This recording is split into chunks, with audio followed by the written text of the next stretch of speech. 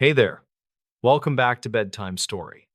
I know many of you listen to these videos as you fall asleep, so before you settle in, I'd really love to hear where you're tuning in from. And if these stories have been keeping you company at night, leaving a like and subscribing would mean a lot. Now, let's relax, get cozy, take a slow breath, and begin. In this new story, true ghost stories people still whisper about at night. Every year, thousands of people report encounters with entities that seem to defy the standard laws of our physical world. These stories often begin in the quiet corners of the American landscape where the shadows stretch longer than they should.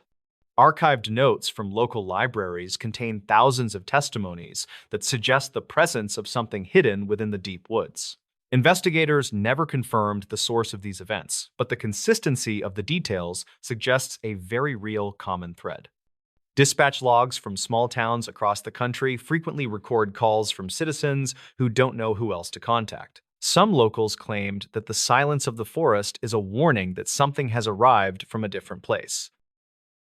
In the year 1897, a 23-year-old woman named Elva Hester lived in Greenbrier County, West Virginia. She was a young bride who had recently married a local blacksmith and hoped to start a quiet family life. State records from that era indicate that Elva died suddenly and was buried before a proper medical examination could be.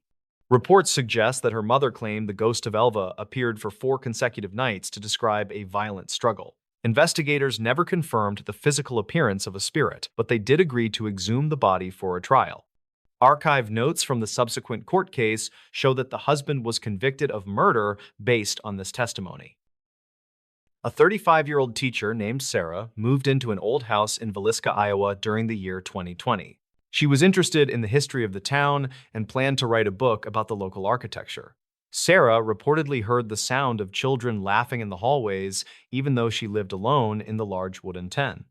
Dispatch logs show that she called the police several times to report intruders that the officers could never find. State records indicate that the house was the site of a tragic event in the year 1912 involving 8. Investigators never confirmed the presence of any lingering energy, but Sarah decided to move out after only 3 short.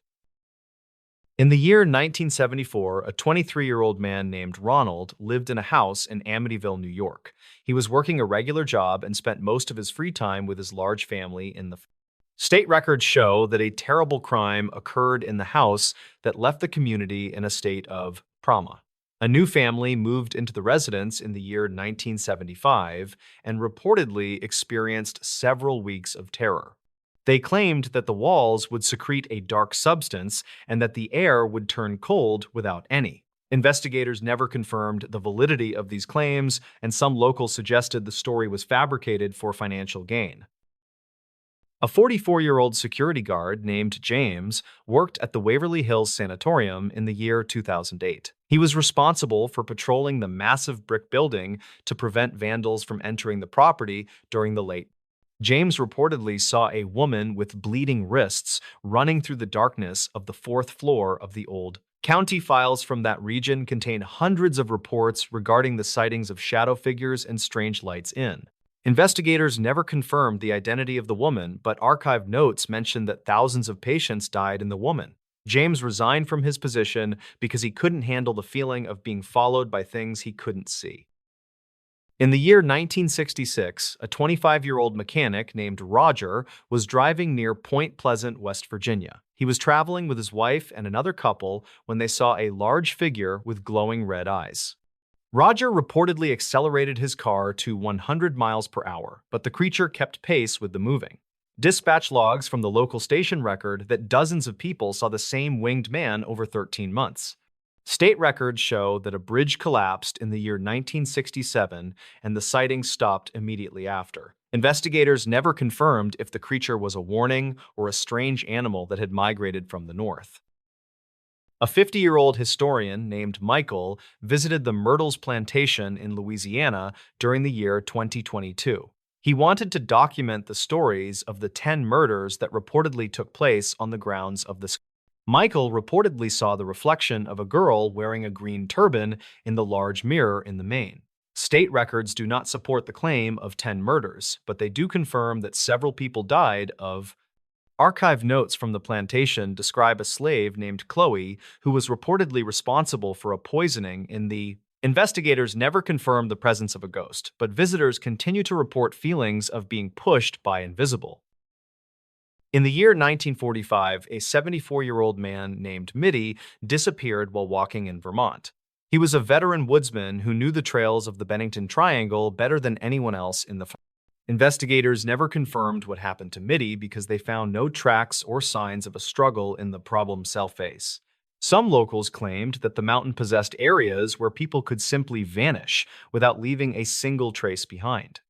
Archived notes from the state police reveal that 4 other individuals went missing in that same area over 5. Records conflict regarding the weather conditions on the day he disappeared, but the search parties found absolutely nothing at.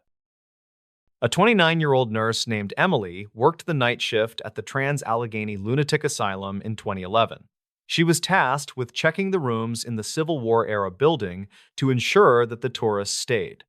Emily reportedly heard the sound of heavy metal doors slamming shut even though the wing was empty and completely.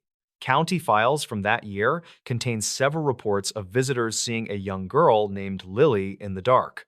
State records show that the asylum was overcrowded and that many patients suffered from extreme neglect and various other. Investigators never confirmed the existence of spirits, but Emily claimed she saw a figure standing in a locked cell. In the year 1977, a 17-year-old student named Bill was driving through Dover, Massachusetts late. He was with a group of friends, and they were looking for a place to park and talk. Bill reportedly saw a small creature with a large head and long fingers sitting on a stone wall. County files from that week contain 2 other independent reports of the same entity from witnesses who didn't. The creature reportedly had orange glowing eyes and skin that looked like sandpaper, according to the archive notes from. Investigators never confirmed the biological nature of the entity, but the witnesses have never changed their stories since then. A 38-year-old park ranger named David was patrolling the Gettysburg battlefield in the year 2012. He was checking the area known as the Devil's Den to ensure that no one was camping after the. David reportedly saw a group of men dressed in gray uniforms walking through the morning fog without making any. Dispatch logs show that many visitors have reported hearing the sounds of cannons and muskets firing in the empty. State records indicate that thousands of soldiers died on that specific patch of land in the year 1860. Investigators never confirmed the presence of residual energy, but David felt the temperature drop by 20 degrees in seconds. In the year 1982, a 35-year-old rancher named Samuel was checking his cattle in Texas. He was concerned about the health of his herd because several animals had been acting nervous during the late. Samuel reportedly saw a series of glowing spheres that danced across the desert floor without making a single sound. State records from the area show that these lights have been documented by travelers since the year 1880. Some locals claimed that the lights were the campfires of ancient spirits, but investigators never confirmed a solid physical. Records conflict on whether the lights are a geological phenomenon or a trick of the dry air in. A 26-year-old journalist named Michael was investigating the Beast of Bray Road in the year 2020. He was interviewing the older residents of Elkhorn, Wisconsin, to see if the sightings had continued into the modern. Michael reportedly found a county file from 2009 that detailed a recent encounter near the old cemetery. The report described a large creature that looked like a wolf but walked on its hind legs like a. State records from that year show that a local farmer lost several sheep to a predator that moved. Investigators never confirmed if the predator was a standard animal or something that the locals still whisper about now. In the year 1913, a 38-year-old night watchman named James was guarding a coal mine. He was responsible for the safety of the equipment and the security of the main entrance to the. James reportedly saw a large winged beast that emitted a strong odor of sulfur and possessed a glowing. Dispatch logs from the local sheriff department show that several prominent citizens also witnessed the creature during that week. The creature reportedly moved with a hopping motion and retreated into the abandoned mine whenever the townspeople tried to. State records show that the mine was eventually sealed with heavy concrete, but the stories of the creature persist. A 22-year-old woman named Kathleen was walking near the woods in Flatwoods, West Virginia in 1950. She was with her two sons and a neighbor, and they were looking for a meteor that fell. Kathleen reportedly saw a 10-foot-tall entity with a red face and a green body standing inside. Dispatch logs from that night record that the group arrived at the sheriff's office in a state of State records show that a search was conducted, but the investigators only found a strange smell and flattened. Some locals claimed it was a bear, but the witnesses insisted the creature was wearing a dark and metallic. In the year 1955, a 40-year-old farmer named Elmer was at his home inn. He was hosting a dinner for his family when they noticed a strange silver glow coming from the fields. Elmer reportedly saw several small gray figures with large ears and glowing eyes approaching the porch of his. Dispatch logs indicate that the family engaged in a long standoff, with the creatures using their own personal hunting. Investigators never confirmed the presence of any intruders, but they did find several bullet holes in the walls. Records conflict on whether the creatures were real or if the family had experienced a collective hallucination that night. A 31-year-old librarian named Jennifer visited the Lemp Mansion in St. Louis during the year 2013. She was researching the history of the family and wanted to see the building where they lived, and Jennifer reportedly felt a hand touch her shoulder while she was standing in the empty dining room of the estate.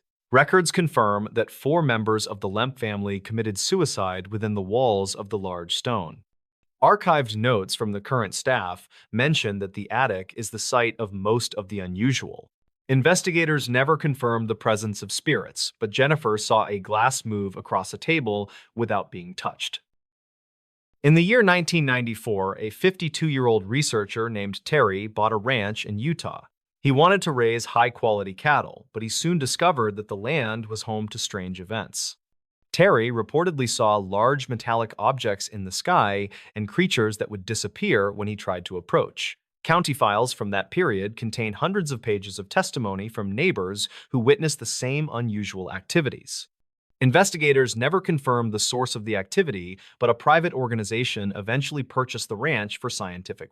Records conflict on whether the events were caused by secret military testing or something that defies a logical explanation. A 45-year-old deputy named Mark Thompson served the county during the year 2014. His primary duty involved patrolling the back roads to ensure the safety of the residents living in the back. Mark reportedly encountered a large dark shape sitting in the middle of the road during a heavy rain. He stopped his cruiser and activated the spotlight, but the object moved into the brush with incredible speed, and dispatch logs indicate that Mark requested backup because he felt the situation had become unpredictable and potentially very. No further sightings occurred that night, and the deputy resigned from his position within 3 months of the event. The world is full of stories that remind us how little we actually know about the environment we inhabit. Every county file and archived note provides a small piece of a puzzle that we may never truly. Investigators continue to look for answers, while the residents of these small towns continue to watch the dark. Some locals claimed that the truth is hidden in plain sight, while others believe it is better left. Dispatch logs will continue to record the calls, and the state records will continue to gather the reports. We may never know what is out there, but we will certainly continue to whisper about these ghosts. In this new story, something followed them while camping. In the deep woods of the Cascade Mountains during July of 2024, a terrifying event reportedly changed 2 lives. Mark was a 28-year-old civil engineer who often looked for peace within the remote regions of the Pacific Northwest. He had spent years exploring the various trails of Washington state, and he felt very comfortable in the dense evergreen forests. His partner, Sarah, was a 27-year-old pharmacy technician who wanted to escape the stress of her daily office work. They had planned this specific trip for several months, and they were both excited to spend some time under the stars. The couple arrived at the trailhead early on a Friday morning while the mist was still clinging to the tall pine trees. They checked their equipment one last time, and then they began the long journey toward a high ridge overlooking a lake. Dispatch logs from the Forest Service show that they had registered their itinerary with the local ranger station before they started. The path was steep and narrow, but they made good time as they climbed higher into the rugged and wild terrain. They reportedly found a suitable campsite near a small stream that provided them with a reliable source of fresh and cold water. Sarah began setting up their small tent while Mark gathered enough firewood to last them through the duration of the chilly night. The sun began to dip below the horizon, and the shadows grew long across the forest floor as they finished their work. They didn't see anyone else on the trail that day, and they believed they were completely alone in the vast wilderness. While they were eating their dinner by the fire, Sarah mentioned that she felt a strange presence looming just beyond the light. Mark scanned the dark perimeter with his high-powered flashlight, but he didn't see anything unusual among the thick trunks of the trees. He told her that it was likely just a deer, or perhaps a small bear foraging for food in the nearby brush. They tried to relax, but the oppressive silence of the forest made them feel increasingly uneasy as the night grew much colder. State records later indicated that the couple went to sleep around 11 o'clock, but their rest was interrupted by a rhythmic tapping. Something was reportedly striking the side of their tent with a light and persistent force that sounded like a thin wooden stick. Mark sat up and listened intently to the sound, but it stopped as soon as he reached for his tactical camping knife. He didn't want to alarm Sarah, so he stayed quiet while he stared at the thin fabric of the tent wall. The next morning, they found several small stones placed in a perfect circle around the cold remains of their campfire from the night. Sarah was certain that those rocks were not there when they had gone to sleep, and she started to feel very afraid. Mark tried to find a logical explanation for the circle, but he couldn't think of any natural process that would do that. They decided to keep their original plan and hike further into the mountains, despite the growing sense of dread that they felt. County files from 2024 note that the couple felt a heavy presence following them as they moved up the trail. Every time they stopped to rest, they would hear the sound of branches breaking in the thick woods about 50 yards behind. Mark looked back several times, but the dense foliage made it impossible to see if a person or an animal was there. They couldn't explain why whatever was following them stayed just out of sight while maintaining such a consistent and frightening pace. As evening approached, they reached a high plateau that offered a wide view of the valley, but they didn't feel any safer. The wind began to pick up, and the temperature dropped rapidly as a thick layer of gray clouds moved over the peaks. They set up their camp in a small clearing, and they made sure to keep their gear very close to the tent. Sarah reportedly saw a tall and thin shadow move behind a large boulder, but it vanished before she could point it out. Investigators never confirmed the identity of the figure, but archived notes suggest that someone might have been living illegally in those woods. During the middle of the second night, the couple was woken up by the sound of heavy breathing just outside their tent. Mark didn't hesitate this time, and he shouted loudly to scare away whatever was standing right next to their sleeping heads. He heard something scramble away into the darkness, but the sounds were bipedal, and they definitely did not belong to a bear. The two hikers didn't wait for morning to arrive before they packed their essential items and started the long descent back down. They left their expensive tent and their heavy sleeping bags behind because they were terrified of staying in that location any longer. Every step they took felt like a race against an unseen predator that was watching them from the safety of the shadows. They reportedly reached their car as the first light of dawn began to touch the tops of the highest trees in Washington. A subsequent search by the local authorities found their abandoned gear, but there were no signs of a struggle at the camp. State records show that the case was eventually closed due to a lack of physical evidence or any identifiable suspects in the region. Records conflict regarding the number of similar reports, but some locals claimed that several other hikers had vanished in that specific area. Mark and Sarah never returned to the Gifford-Pinchot National Forest, and they don't plan on going camping ever again in life. Local county files from 2024 describe the physical state of the abandoned items that the search party recovered near the ridge. The tent had been neatly folded, but the poles were missing, and the fabric had several small holes that looked like bite marks. Sarah's digital camera was found resting on a flat rock about 20 yards away from the original site of their base camp. The investigators found no images on the memory card, except for a single blurry photo of a dark shape among the trees. A detailed report from the state records suggests that the hikers were lucky to have escaped the wilderness without any physical injuries. The region where they were camping has a long history of unexplained disappearances that date back to the early 1980s. Dispatch logs show that multiple search and rescue missions have been launched in that specific area over the last several decades. Most of those cases ended without any resolution, and the missing people were never seen by their friends or their families. Mark reportedly struggled with night terrors for several months after the incident, and he often woke up feeling like he was being watched. He told his therapist that he could still hear the sound of the heavy breathing right next to his ear every night. Sarah decided to move to a different city because the sight of the nearby mountains caused her to have severe panic attacks. They tried to find answers by talking to other hikers online, but they only found more stories that were equally disturbing. Records conflict about whether the authorities ever interviewed a suspicious man who was seen wandering near the trailhead that same weekend in July. This individual was reportedly wearing a heavy winter coat despite the warm weather, and he did not have any hiking or camping gear. He disappeared before the sheriff's deputies could arrive at the scene to ask him about his presence in the National Forest area. No one knows for sure what was following Mark and Sarah that weekend, but the evidence remains locked in a county file. The trail they followed was known as the High Ridge Loop, which covers over 20 miles of some of the most difficult terrain. Archived notes from the local hiking club mention that several parts of the trail are prone to sudden fog and very low visibility. Mark and Sarah had prepared for these conditions by bringing extra layers of clothing and a reliable GPS device for their navigation needs. They didn't anticipate that the main threat would come from something that was watching them from within the shadows of the trees.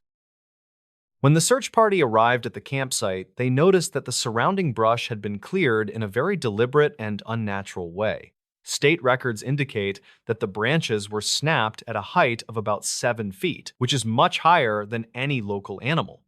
The investigators also found a small pile of rusted metal objects that had been placed carefully near the entrance of the abandoned tent. These items included old tin cans and a broken pocket watch that appeared to be from the early part of the 20th century.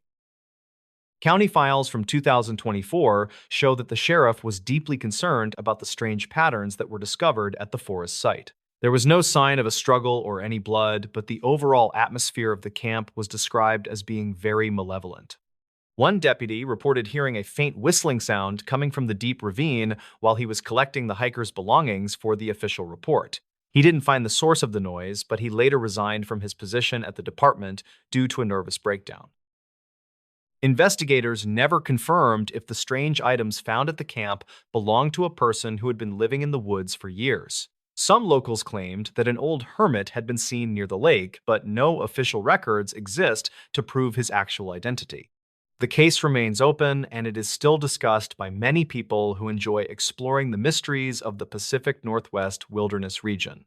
Mark and Sarah's story serves as a grim reminder that some things in the woods are better left alone and completely undisturbed. The pharmacy where Sarah worked eventually granted her a long leave of absence so she could focus on her mental health and her recovery. She spent many hours in therapy trying to process the events of that weekend, but the fear remained deeply rooted in her mind. Mark also found it difficult to return to his normal life, and he eventually sold all of his camping and hiking equipment online. They don't talk about that trip anymore because the memories are too painful and they only want to move forward with their lives. Dispatch logs from the night of the incident reveal that several other callers had reported seeing strange lights in the sky over the forest. These reports were never linked to the experience of the two hikers, but they add another layer of mystery to the entire situation. Some people believe that the forest itself has a way of manipulating the minds of those who dare to enter its deepest parts. Records conflict on this theory, but the fact remains that Mark and Sarah were changed forever by what they experienced in Washington. The final report from the county coroner's office mentioned that no physical crimes were committed during the duration of the couple's camping trip. However, the psychological impact of being stalked by an unknown entity is often much more damaging than any physical injury could ever be. State records from 2024 are now archived, and they are only available to those who have a very specific legal reason. The truth about what happened on that high ridge in the Cascade Mountains may never be fully known by the public or authorities. A local reporter attempted to investigate the history of the High Ridge Loop, but he found that many of the files were missing. He reportedly spoke to a retired forest ranger who claimed that the government had purchased several large tracts of land in that area. These state records were allegedly sealed for national security reasons, but no one could explain why a forest would need such high protection. The reporter eventually dropped the story after he received several anonymous phone calls warning him to stop his research into the local matter. Mark once told a close friend that he saw a face peering through the mesh of the tent during the second night of camp. He described the features as being very pale and sunken with eyes that seemed to reflect the light of the dying embers outside. Sarah reportedly didn't see the face, but she felt the weight of something heavy pressing against the side of her sleeping bag. They both agreed that the entity was not trying to help them, but was instead waiting for the perfect moment to strike. The trail has since been closed to the public due to a series of rock slides that made the path too dangerous for most hikers. Some locals claimed that the rock slides were not a natural event, but were instead caused by someone who wanted to keep people away. Investigators never confirmed these rumors, and the official state records simply cite the weather as the primary cause for the trail closure. The Gifford-Pinchot National Forest remains a place of beauty and mystery, but for some, it is a place of absolute terror. The county file from 2024 includes a series of photographs taken of the ground where the tent had been located. These images show a pattern of deep depressions that look like someone had been kneeling in the dirt for a long time. Investigators never confirmed what caused these marks, but they were certainly not made by any equipment that the hikers had brought along. Some locals claimed that this specific spot was known to be avoided by the native tribes who lived in the region. State records show that the case was officially moved to a cold status after 6 months of investigation yielded no new leads. The hikers tried to resume their lives, but the psychological scars were far more permanent than they could have ever possibly imagined. Sarah reportedly sold her house and moved to a city that was far away from any large forests or remote wilderness areas. Mark began to study the local history of the Cascades in an attempt to find some kind of peace or closure. He reportedly found several old newspaper articles that mentioned a similar incident occurring in the same general area back in 1982. Those records conflict with the official police reports of that time, which stated that the missing hikers had simply lost their way. However, the archived notes from the search team described finding the exact same circle of stones around the abandoned campfire. This detail was never released to the general public, and it remains a secret kept within the locked files of the county. The story of Mark and Sarah is a quiet but terrifying example of the unknown dangers that can lurk in our world. We like to think that we're safe when we enter the woods, but the truth is often much more complex and frightening. They don't have the answers they're looking for, and they likely never will find the truth about that cold July weekend.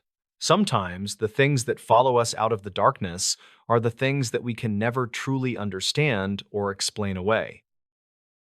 In this new story, true horror stories from a lonely February night drive. State records from 2024 document a sequence of unexplained events occurring along a desolate stretch of Highway 61. The Appalachian winter had settled into the deep valleys surrounding the small town of Montgomery, West Virginia during that cold month. Local dispatch logs indicate that the atmospheric conditions created a total loss of visibility for any driver venturing onto the road. Investigators noted that the combination of freezing rain and heavy fog made navigation nearly impossible for even the most experienced residents. These archived notes suggest that the environment played a significant role in the disappearance that would haunt the local community. 27-year-old Elias Thorne was a professional land surveyor who had been hired to evaluate a remote mountain property. His job required him to transport sensitive equipment that could not be left in his vehicle while he stayed at hotels. Records show that he preferred to travel during the early morning hours to avoid the congestion of heavy coal mining trucks. Thorne reportedly left his home in the middle of the night to ensure he reached his destination before the sun rose.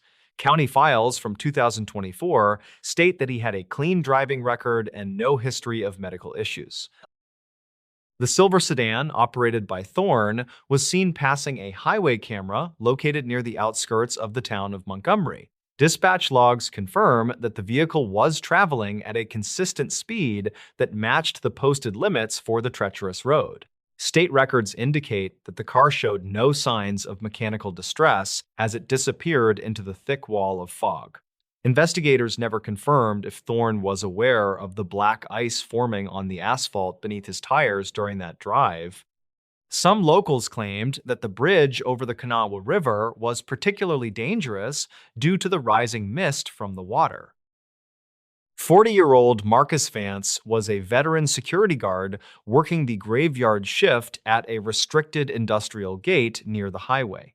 His primary responsibility was to log every vehicle that passed through the intersection to ensure the safety of the facility grounds.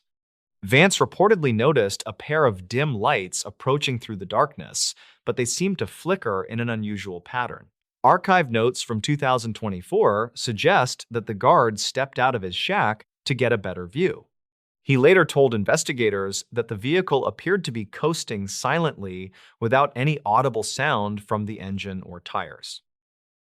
The security guard attempted to signal the driver with a high-powered flashlight to warn him about the upcoming road closure. Records conflict regarding whether the silver sedan actually slowed down or maintained its speed as it passed the security gate area.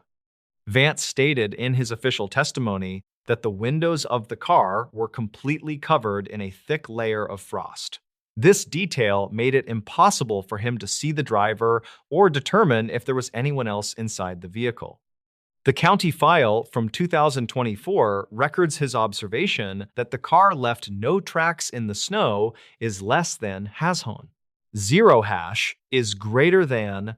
34-year-old Sarah Jenkins was an emergency medical technician who was finishing a long shift at the regional hospital. She was driving her ambulance back to the station when she encountered a figure standing in the middle of the lane. Jenkins reportedly slammed on her brakes to avoid a collision with the person who remained perfectly still in the freezing cold. State records show that she immediately contacted dispatch to report a pedestrian in distress on the isolated stretch of the highway. Her archived notes from that night describe the individual as wearing clothing that was entirely inappropriate for the winter weather. The paramedic described the person as a tall man who was staring directly into the woods with a completely vacant expression. Investigators never confirmed the identity of this individual despite conducting a thorough sweep of the surrounding area for several miles nearby.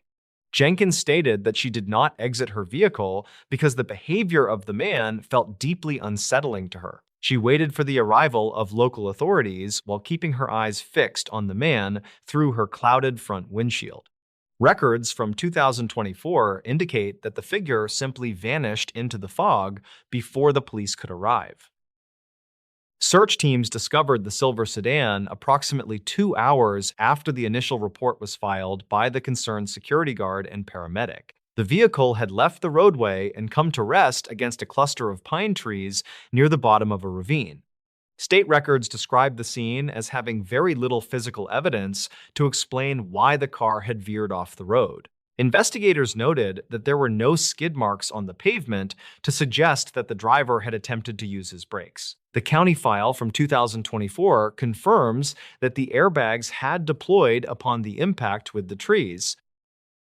The interior of the vehicle was remarkably orderly despite the force of the collision that had crushed the front bumper and hood. Archive notes indicate that the driver's side door was found in the locked position, which required the search team to brake. Thorne was not inside the car, and there was no blood or evidence of injury found on the seats or dashboard. Some locals claimed that they saw flashlights moving in the woods nearby, but the police found no other people on site. Investigators never confirmed if the windows had been rolled down or if they were shattered during the actual crash event.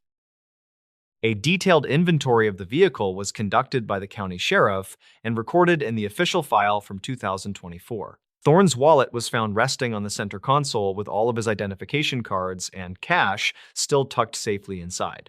His cell phone was plugged into the charger, but the screen was completely black and the device would not power on. State records show that his surveying equipment was still secured in the trunk and had not been touched by any outsiders. Investigators noted that his winter jacket was still draped over the back of the passenger seat in the cold car. The search for Elias Thorne expanded to include the entire region surrounding Highway 61 as more volunteers joined the effort. Dispatch logs show that canine units were brought in to track his scent from the driver's side door of the sedan. The dogs reportedly followed a trail that led directly to the edge of the Kanawha River before they stopped and barked. State records indicate that divers were sent into the freezing water to look for any sign of a body under the ice. These archived notes suggest that the river was too shallow in that specific area to sweep a person away quickly. Local residents began to share stories about other disappearances that had occurred near the same stretch of road over the past decades. Some locals claimed that the area was subject to magnetic interference that caused electronic devices to malfunction without any logical reason. Investigators never confirmed these theories and instead focused on the physical evidence found at the scene of the Thorne vehicle crash. Records conflict regarding the exact time that Thorne was last seen alive by anyone other than the security guard and paramedic. The county file from 2024 mentions a third witness who saw a man walking toward the old mines. A retired coal miner named Arthur Pringle claimed to have seen a man matching Thorne's description near the entrance of Shaft 4. Pringle reportedly told the police that the man was carrying a heavy metal lantern that emitted a very pale blue light. State records show that the old mine had been sealed with concrete blocks over 20 years ago to prevent any trespassing. Investigators checked the entrance and found that the seals were intact and there were no signs of any recent forced entry. These archive notes lead to further confusion regarding the timeline of Thorne's movements during that cold and lonely February night. 1 week after the disappearance, the Thorne family began receiving a series of mysterious phone calls that lasted for several minutes each. Dispatch logs indicate that the calls occurred at exactly 2 in the morning, which was the time Thorne was last seen. The family reported that the caller never spoke, but the background noise sounded like someone breathing heavily into the small microphone. State records show that the authorities attempted to trace the origin of the signals through the regional telecommunications network service provider. Investigators never confirmed the location of the caller because the signals seemed to jump between multiple different towers across the state. A breakthrough occurred when a technician found a record of a call originating from a payphone at a closed rest stop. Archived notes from 2024 described the location as an abandoned facility that had not been used in years. Police officers were dispatched to the rest stop where they found the handset of the payphone dangling by its metal cord. County files state that the area was covered in a layer of dust that showed no signs of any human footprints. Investigators noted that the payphone was not even connected to a functional phone line, according to the utility company records. While searching the rest stop, an officer discovered an old logbook that had been left on a wooden bench inside the building. The county file from 2024 indicates that the logbook contained names and dates from the early 1980s. One entry, dated February 14th of the current year, contained the name Elias Thorne written in very neat and precise handwriting. State records show that the ink was still wet when the officer touched the page to examine the mysterious written text. Investigators never confirmed how the name could have been written in a locked and abandoned building without any recent entry. As the weeks turned into months, the official investigation into the disappearance of Elias Thorne began to stall due to lack of evidence. State records indicate that every lead had been followed to a dead end without providing any clear answers about his fate. The silver sedan was eventually released to the family, but they refused to drive it because of the lingering cold smell. Some locals claimed that they still see a silver car parked on the shoulder of Highway 61 during the fog. Investigators never confirmed these sightings and dismissed them as the result of overactive imaginations within the small rural mountain town. The geology of the Appalachian region often creates hidden pockets of air and deep underground caverns that are not on any maps. State records suggest that the weight of the car on the unstable soil could have triggered a small and localized ground collapse. Investigators never confirmed if Thorne had accidentally stepped into a sinkhole that was hidden by the heavy layer of winter snow. Archive notes from the Geological Survey team mention that the area near the ravine has a history of sudden land subsidence. These factors remain part of the official theory, even though no physical opening in the earth was ever located by teams is less than #. Zero hash is greater than. Regional authorities conducted a final review of the dispatch logs to determine if any other vehicles had been in the area. County files from 2024 show that a black pickup truck was recorded entering the highway but never exiting. Investigators never confirmed the identity of the driver or the license plate because the video footage was too grainy to read. State records conflict on whether this truck was involved in the Thorne case or if it was just a local resident. This piece of data remains one of the many unanswered questions that continue to puzzle the lead detectives on the case. The Thorne family eventually placed a small memorial marker near the site where the silver sedan was found in the winter brush. Some locals claimed that the flowers placed at the memorial stay fresh even when the temperatures drop well below the freezing point.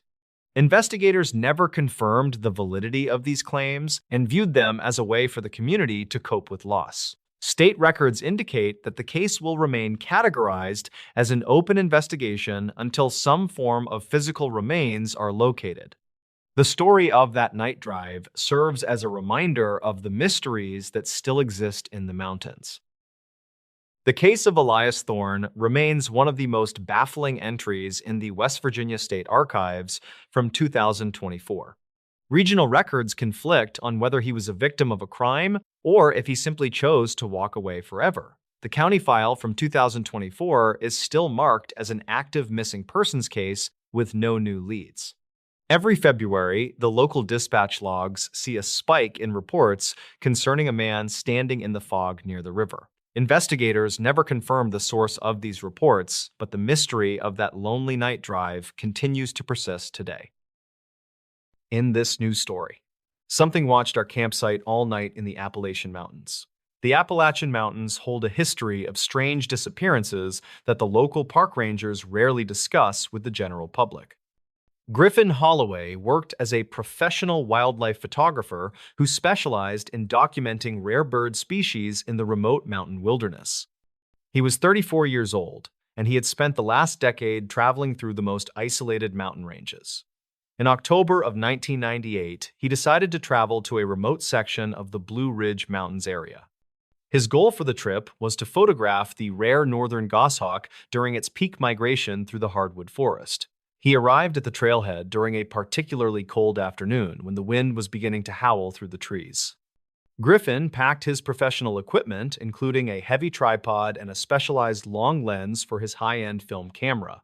He hiked 4 miles into the backcountry before he decided to set up a small camp near a stream. The area was quiet, and the nearest paved road was a full day of hiking away from his current location. He built a small fire and he cooked a simple meal before the sun began to set behind the peaks. As the light faded, he felt a sudden and very distinct sensation that someone was standing just beyond the forest. He turned his flashlight toward the shadows, but he saw only the twisted branches and the thick blankets of moss. Griffin shrugged off the feeling and he climbed into his sleeping bag to get some rest for the early morning. He woke up at 3 a.m. to the sound of something heavy moving slowly around the outer perimeter. The movement was calculated and deliberate, as if the intruder was trying to avoid making any unnecessary noise on the protection. Griffin reached for his flashlight and he sat perfectly still while his heart hammered against his ribs in the dark. He heard a low and gravelly sound that resembled a person trying to clear their throat from a great distance. The photographer slowly unzipped the tent flap and he peered out into the misty clearing where the fire had died. He saw a pair of pale eyes reflecting the moonlight from behind a large oak tree about 20 feet away. The eyes remained perfectly stationary, and they did not blink even when he shone his bright flashlight directly at them. Griffin felt a surge of adrenaline, and he shouted a warning into the darkness to see if anyone would respond.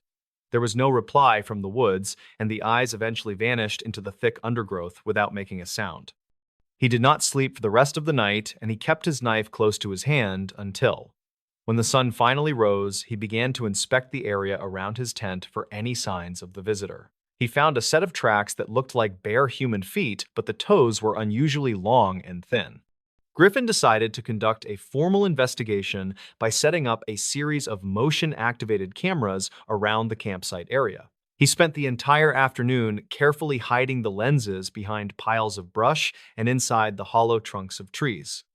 He used a specialized high-speed film that was designed to capture clear images in very low-light conditions indeed. While he was working, he found a discarded leather glove that did not belong to him near the creek bed. The glove was extremely old, and the leather had been stitched together with a material that looked like dried vine. He placed the glove in a plastic bag, and he made a note of the exact location in his journal. That evening, he did not light a fire because he wanted to remain as inconspicuous as possible in the. He sat in his tent with a pair of night vision goggles, and he watched the tree line for movement. At midnight, he saw a group of 3 tall figures emerge from the shadows near the edge of the. They did not move like humans, but they walked with a rhythmic and swaying motion that was very unsettling too. One of the figures approached the spot where he had placed the motion-activated camera, and it stood perfectly still. It reached out a hand that had unusually long fingers, and it gently touched the lens of the expensive camera. The figure was at least 7 feet tall, and it was covered in a layer of matted and gray hair. Griffin realized that these beings were not interested in his food or his supplies, but were curious about his tools. They began to mimic the way he had moved earlier in the day by walking in a slow and deliberate. One of the figures picked up a small rock, and it held the stone to its eye like a camera. Griffin felt a deep sense of dread as he watched the creatures study his behavior with a high level. He realized that they had been watching him since he first entered the woods 3 days ago on the trail. The photographer remained in his tent, and he prayed that the creatures would not decide to enter his small shelter. After an hour of observation, the figures retreated back into the woods, and the forest became eerily silent once again. Griffin waited until the first light of dawn before he gathered his gear and began the long hike back. He moved as quickly as he could, but he constantly looked over his shoulder to see if he was followed. He reached the ranger station in the late afternoon, and he asked to speak with the senior officer on duty. The ranger was a man named Silas Thorne, who had worked in the Appalachian Mountains for over 30 years total. Griffin described the figures and the way they had mimicked his movements during the long night at the remote camp. Silas listened to the story with a grim expression, and he did not seem surprised by the details of the. The ranger explained that there were several reports of these beings dating back to the late 1800s in the on Rosette. He referred to them as the observers, and he said they were a group of feral people who lived. According to the archives, the observers did not attack hikers, but they were known for stealing items to use for. Silas showed Griffin a collection of items that had been recovered from abandoned camps over the last few decades of. The collection included rusted cameras and broken binoculars that had been carefully wrapped in animal skins and tied with vines. The ranger warned Griffin that the observers were becoming more bold and were starting to follow people closer to town. Griffin realized that the glove he found was likely a piece of clothing that the beings had tried to. The photographer returned to his home, but he could not stop thinking about the pale eyes in the dark forest. He processed the film from his motion-activated cameras, and he found several clear shots of the tall gray figures. The images showed the beings standing in a circle and looking directly into the camera lens with a curious expression. One of the figures was wearing the leather glove he had found near the creek bed earlier in the day. Griffin decided to share his findings with a local university professor who specialized in Appalachian history and human behavior. The professor examined the photos, and he suggested that the observers were a remnant of an ancient and isolated community. He believed that they had lost the ability to speak, but had developed a highly advanced system of visual mimicry. The university launched a small expedition to the area, but they found no trace of the observers or the. It seemed as though the beings knew they were being hunted, and they had moved deeper into the mountain range. Griffin never returned to that section of the woods, but he still keeps the photos in a locked desk. He sometimes hears a rhythmic tapping on his window at night, and he wonders if they have finally found. The Appalachian Mountains are a place where the past and the present often collide in ways that we cannot understand. Griffin Holloway eventually retired from wildlife photography, and he moved to a quiet town far away from the dark woods. He often tells his story to other hikers as a warning to always be aware of their surroundings. He knows that there are things in the mountains that do not want to be mapped or understood by. The legend of the observers continues to grow, and more people report seeing the pale eyes in the forest. Some people say that the beings are guardians of the wilderness, while others believe they are something much more. The ranger station still keeps a file on the disappearances, but the official cause is always listed as accidental. Griffin believes that the observers are still out there and they are still watching the people who enter the D. He remembers the way the figure held the rock to its eye, and he knows they are still learning. The mountains hold their secrets tightly, and they do not give them up to anyone who is not invited. Every October, he looks at the mountains and he remembers the night he was studied by the silent watchers. The investigation into the leather glove revealed that the stitching was made from a rare type of mountain orchid root. This plant only grows in the highest and most inaccessible parts of the mountain range near the rocky peaks. This discovery suggested that the observers had a deep knowledge of the local flora and how to use it. Griffin realized that the beings were far more intelligent than he had initially believed when he first saw them. He spent his final years writing a book about the experience, but he never published the final and most. He died in 2024, and he left his collection of photos to the local historical society in town. The researchers who studied the images found that the observers were often visible in the background of his earlier. It appeared that they had been following him for years before he ever noticed their presence in the dark. This realization changed the way the community viewed the forest and the people who lived in the mountain shadows. The mystery of the Appalachian observers remains unsolved, and the files are still open at the local sheriff office. The town of Blackwood remains a quiet place, but the residents always lock their doors when the sun goes down. They know that the mountains are not just rocks and trees, but are home to something that is still. Silas Thorne occasionally visits the old trailhead, and he leaves a small gift of fruit or cloth on the day. He says it is a way to keep the peace between the town and the beings who live above. Some people laugh at him, but others bring their own offerings to the edge of the dark and thick. The forest seems to accept these gifts, and the number of disappearances has decreased significantly over the last few. Griffin Holloway is buried in a small cemetery that overlooks the peaks he once loved to photograph so much. His headstone has a small carving of a camera and a single pair of eyes watching from the bottom. People who visit the grave often report feeling as though they are being observed from the trees near the prom. It is a fitting tribute to a man who spent his life looking at things that did not want. The Appalachian Mountains continue to stand tall, and they keep their secrets hidden beneath the canopy of the green. The final recording Griffin made before he left the mountains was a simple description of the silence in the coding.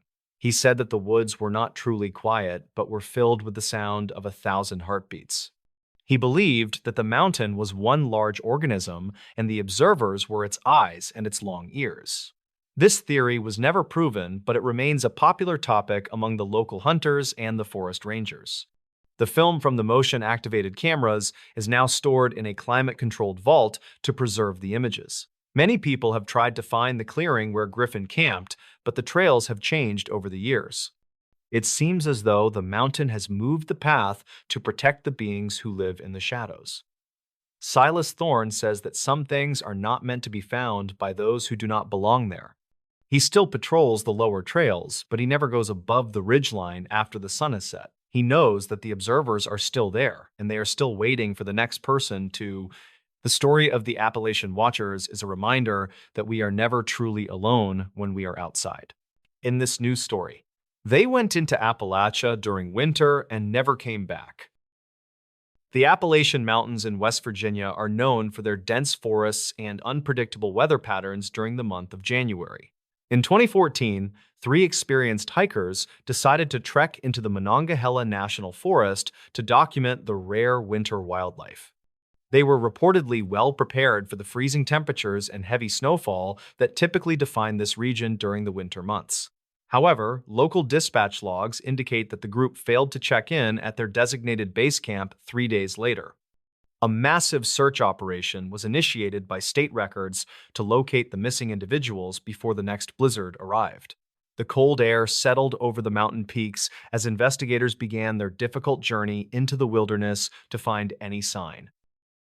27-year-old Mark Stevens was a professional surveyor who spent most of his adult life working in remote locations. He was accompanied by Sarah Miller, a 30-year-old biologist, and her younger brother David, who worked as a photographer. Their primary goal was to reach a specific high-altitude ridge to capture images of the forest under heavy ice. County files from 2014 state that Mark was the primary navigator for the group during this specific expedition. They parked their vehicle at the edge of the forest and began their hike while the sun was still high. Witnesses at a nearby gas station claimed the group appeared confident and focused on their objective for the weekend trip. The first night in the forest was reportedly marked by a sudden drop in temperature that exceeded the initial weather forecasts. Archived notes from the rescue team suggest that the hikers may have struggled to maintain a fire during the night. Investigators found an abandoned campsite located near a steep ravine that showed signs of a very hurried and disorganized departure. Some locals claimed that the terrain in that specific area is prone to sudden shifts in visibility due to thick fog. State records indicate that no distress signals were ever received by the local authorities during the first 48 hours. The lack of communication led many to believe that their equipment might have suffered from a catastrophic failure or battery drainage. Search teams discovered a series of footprints leading away from the primary trail and toward a densely wooded section of the slope. These tracks were partially obscured by fresh snow, which made it difficult for the investigators to determine the exact direction. Dispatch logs from the third day of the search mention a single glove found caught on a low-hanging branch. This item was later confirmed by family members to belong to David, who was known for being very meticulous. Investigators never confirmed if the group was being followed by wildlife or if they had simply become disoriented in the dark. The tracks eventually disappeared entirely at the edge of a frozen stream that ran through the center of the valley. Records conflict regarding the exact location where the last known transmission from Mark's mobile device was pinged by the local tower. One state record suggests the signal came from the ridge, while another county file places it much further down the mountain. This inconsistency hampered the rescue efforts and forced the teams to split their resources across a much larger search area. Reported sightings of lights in the woods were investigated, but these claims were eventually dismissed as reflections from the search team. The atmosphere among the rescuers grew increasingly grim as the temperatures dropped to record lows during the fourth night of searching. Everyone understood that survival in these specific conditions without proper shelter was statistically unlikely for any human being trapped outside. The investigation eventually uncovered a set of archived notes from a previous expedition that had encountered similar difficulties in that same region. These notes described a strange geographical anomaly that often interfered with magnetic compasses and modern electronic navigation equipment during the winter. Some locals claimed that the mountains themselves seemed to shift when the snow was thick enough to hide the main landmarks. Investigators never confirmed these theories, but they did note that the hikers had deviated significantly from their planned path. The physical evidence suggests that the group was walking in circles for several hours before they finally stopped near the ravine. It remains unclear why they chose to leave the safety of their primary campsite in the middle of a storm. A final report issued in 2015 stated that the remains of the hikers were never located despite multiple follow-up searches. The case was officially moved to an inactive status after several months of intensive investigation by state and federal authorities. County files from 2015 contain various testimonies from local residents who believe the mountain simply claimed the three hikers. State records focus strictly on the environmental factors such as the extreme cold and the lack of visibility during the blizzard. There are no official claims of anything beyond natural causes for the disappearance of Mark, Sarah, and David Miller that year. The case remains one of the most significant mysteries in the history of the Monongahela National Forest to this day. The Monongahela National Forest covers nearly 1 million acres of land that remains largely untouched by modern civilization and human development. State records from 2014 describe the area as one of the most rugged and challenging environments in the eastern United States. Hikers are frequently warned about the dangers of the high-altitude ridges and the sudden onset of blinding whiteout conditions. Dispatch logs indicate that the search team had to navigate through several feet of fresh snow during the first week.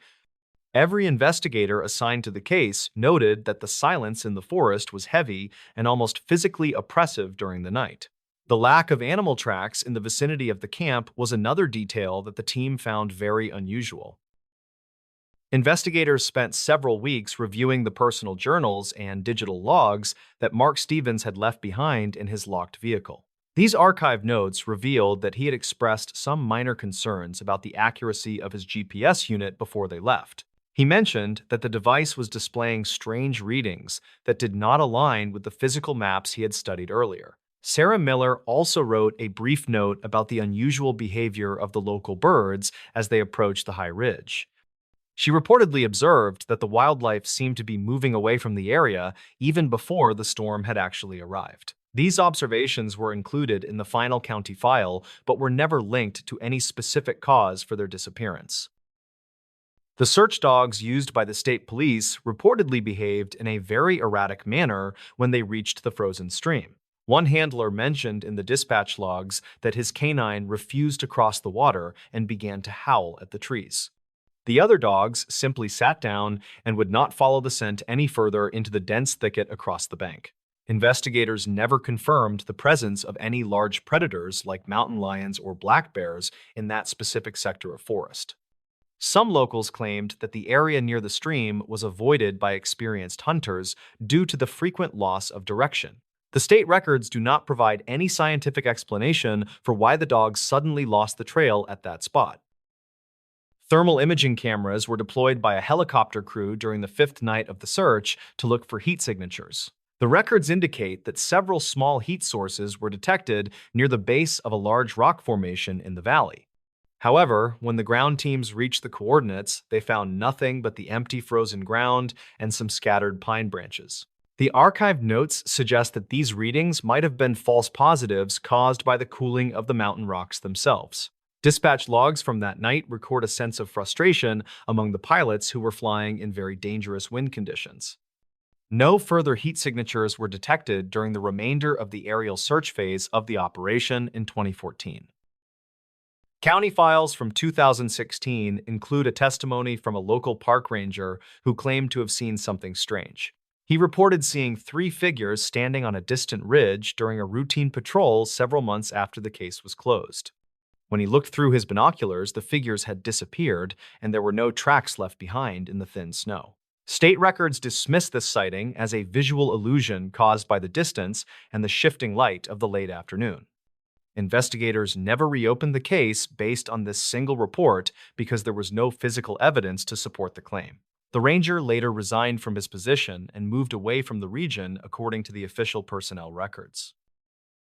The equipment found at the abandoned campsite was analyzed by a team of experts to determine if it had been damaged. The state records show that the tent had been sliced open from the inside with a sharp blade or a knife. This specific detail suggested that the hikers were in a state of extreme panic when they decided to flee their shelter. Investigators never confirmed what could have caused such a reaction in 3 people who were so experienced in the wild. Some locals claimed that the sound of the wind in the ravine can mimic the sound of a human voice. Archived notes from the original search team state that the wind was indeed howling at a very high frequency that night. A private investigator hired by the family in 2017 discovered a small digital camera buried in the dirt near the stream. The county file states that the memory card was severely damaged by moisture and the extreme cold of the mountain. Only one image was recovered from the device, and it showed a very blurry view of the forest floor at night. There were no recognizable figures or landmarks in the photograph that could help pinpoint the exact location of the group. Investigators never confirmed if the camera had been dropped or if it had been placed there deliberately by someone else. This piece of evidence was eventually returned to the family after the state police finished their secondary forensic review. The disappearance of the three hikers continues to be a topic of discussion among the residents of the small mountain towns. Some locals claim that the forest has a way of hiding things that do not want to be found by anyone. State records remain focused on the facts of the case, which point toward a tragic accident caused by the weather. There is no mention of any suspicious activity or foul play in the final summary provided by the local authorities. Dispatch logs are still occasionally reviewed by new investigators who hope to find a detail that was missed in 2014. The Monongahela National Forest remains as silent and mysterious as it was the day the hikers first walked into the woods. In this new story, real February horror stories from the hills of West Virginia. In the midwinter of 1979, a 31-year-old mother named Susan Roop lived in the small community of Shady Spring within the Appalachian foothills. According to reportedly archived notes, Susan was navigating a difficult divorce while managing a local bank position to support her three young children. Despite the stress of her personal life, Susan remained optimistic about her future after recently being awarded full custody and preparing for a property sale. The regional weather in February was notoriously harsh, yet Susan was seen by multiple witnesses performing her daily routines in the cold mountain air. Dispatch logs from the local county file from 2009 indicate that her morning started like any other Tuesday in the quiet town. On the morning of February 12th, Susan left her home and reportedly entered a late-model truck driven by an unidentified individual near the roadside. Records conflict regarding the driver's identity, but state records show that Susan's children were greeted later that day by their estranged father. He claimed to the children that their mother had simply abandoned them, though he later revised this statement to investigators during questioning. By the time a missing persons report was filed on February 14th, Susan had not returned to her bank job or her family. Investigators found it highly unusual for a woman with such deep ties to the local community to vanish without a single word. State records show that several letters written by Susan surfaced shortly after her disappearance, expressing a profound fear for her own physical safety. Some locals claimed that her house had burned down mysteriously just months prior to her vanishing, adding to the growing regional unease. Despite massive search efforts through the dense woods and rugged terrain of the West Virginia hills, no physical evidence was ever found. Law enforcement never confirmed any specific suspects, and the case of the young mother remained officially cold for several long decades. To this day, the remains of Susan Roop have never been recovered from the vast and silent Appalachian wilderness.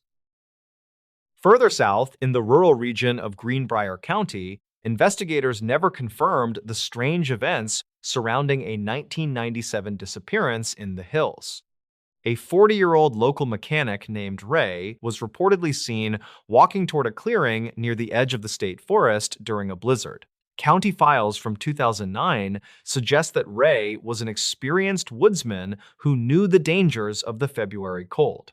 He had told neighbors he was looking for a stray calf, but archived notes indicate no livestock were missing from the farm. His tracks simply stopped at the base of a limestone cliff, leaving search parties with no direction to follow in the snow. Investigators noted that Ray's personal belongings were still inside his unlocked cabin, including his heavy winter coat and his loaded hunting rifle. Some locals claimed to hear rhythmic metallic tapping coming from the woods for several nights following his sudden and unexplained disappearance. State records show that a search team found a single boot 5 miles away, but forensic analysis never confirmed it belonged to him. The case remains a source of conflict among researchers who believe the rugged terrain hides more than just natural hazards. Local legends often fill the gaps where official reports fail, but the factual evidence remains chillingly thin for those left behind. Within the same mountainous region, a third case from 1984 involves a young surveyor named David working near the New River. Reportedly, David was tasked with mapping a remote section of the hills before the heavy February ice made the steep slopes impassable. Dispatch logs from that period record a final radio transmission where David sounded calm but mentioned finding an unmarked concrete cellar. When he failed to return to the base camp by nightfall, a rescue team was dispatched to his last known coordinates. They found his surveying equipment neatly stacked on a flat rock, but David was nowhere to be found in the area. Archived notes from the sheriff's office mention that the concrete cellar David described was never located by any of the subsequent search teams. Investigators never confirmed if David had encountered someone in the woods or if he had simply become disoriented in the shifting mountain fog. Records conflict on whether he had any reason to leave his life behind, as he was engaged to be married. Some locals claimed that the area was historically avoided due to unstable ground, yet no sinkholes were discovered during the intensive search. His disappearance remains one of the many unsolved mysteries that haunt the cold winter history of the West Virginia Highlands. In February of 2011, a 35-year-old wildlife photographer named Sarah ventured into the Monongahela National Forest for a winter project. State records show that she was a seasoned hiker with professional-grade GPS equipment and enough supplies for a 3-day excursion. Reportedly, she checked in with a park ranger on the morning of February 3rd, stating her intention to photograph the frozen waterfalls. When her vehicle was found still parked at the trailhead 5 days later, a full-scale search operation was initiated by the local authorities. Investigators never confirmed any signs of a struggle or foul play near her abandoned SUV, which was covered in thick snow. The county files from 2009 through 2020 detail the exhaustive efforts to locate any trace of Sarah's presence in the forest. Searchers reportedly found her camera tripod standing perfectly level in the middle of a frozen creek bed several miles from the trail. Archived notes describe the camera itself as missing from the mount, though the storage bag was found tucked inside a nearby hollow log. Some locals claim to see unusual lights in that specific sector of the woods during the week of her disappearance, but officials dismiss these reports. Records conflict on whether the tracks leading away from the tripod belonged to Sarah or to a large local predator. The investigative team noted that Sarah's GPS device was eventually recovered by a hiker in 2014, nearly 10 miles from her last known position. State records indicate that the device had been powered off manually and it contained no data points from the day she vanished. Some investigators suggested that Sarah might have intentionally disappeared, but her family maintained that she had no motive to leave her career. Dispatch logs from the recovery effort mentioned that the area where the device was found had been searched multiple times in previous years. The case remains open with no new leads, leaving Sarah's fate as cold as the February air in which she disappeared. In another documented incident from 1992, a 28-year-old truck driver named Mark was reported missing near the West Virginia border. Reportedly, Mark was hauling a shipment of timber through the winding mountain passes when his rig was found idling on the shoulder. Dispatch logs confirmed that the engine was still running and the heater was on full blast when state troopers arrived. Archive notes state that Mark's wallet and cigarettes were left on the dashboard, suggesting he had stepped out only for a moment. Investigators never confirmed any mechanical issues with the truck that would have required him to stop in such a remote location. State records show that bloodhounds were brought to the scene, but they refused to track any scent beyond the passenger side door. Some locals claimed that the stretch of highway was notorious for sudden whiteout conditions that could disorient even the most experienced drivers. County files from 2009 mentioned that a local resident reported seeing a man matching Mark's description walking along a ridgeline miles away. However, investigators never confirmed this sighting, and no physical evidence of Mark's passage through the woods was ever discovered. Records conflict on the timeline of events, as the truck had been stationary for at least 6 hours before the police arrived.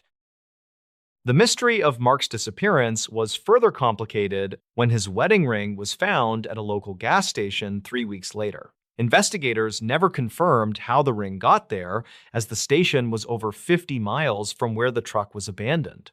Archived notes suggest the ring appeared to have been placed deliberately on a sink in the men's restroom rather than dropped. Some locals claimed this was a sign of a voluntary disappearance, while others believed it was a taunt from an unknown third party. To this day, the state records for Mark's case remain classified as a missing person investigation with no resolution in sight. Finally, in February of 2004, a 60-year-old retired schoolteacher named Eleanor vanished from her porch in the town of Fayetteville. Reportedly, Eleanor had been seen by a neighbor feeding the birds just moments before she was nowhere to be found. Dispatch logs show that her front door was left wide open and her tea was still steaming on the kitchen table. State records indicate that Eleanor had lived in the same house for 40 years and had no history of memory loss.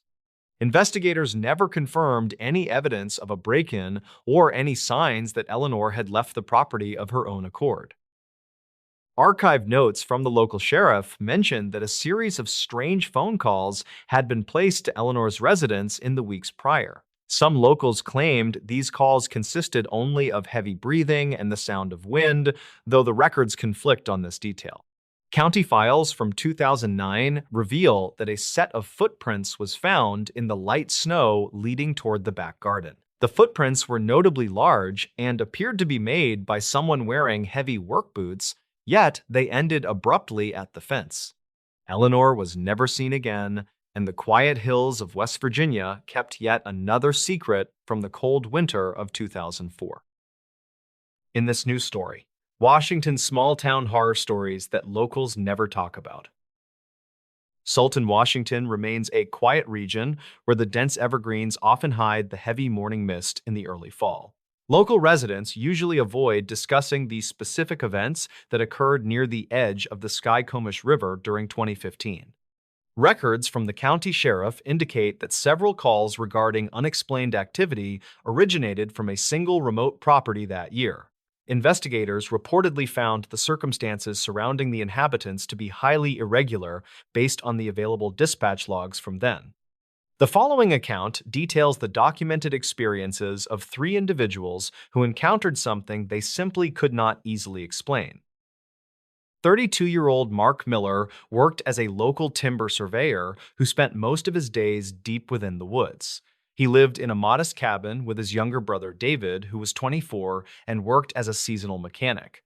Their friend Sarah joined them during the autumn months to help renovate the aging structure before the harsh winter arrived.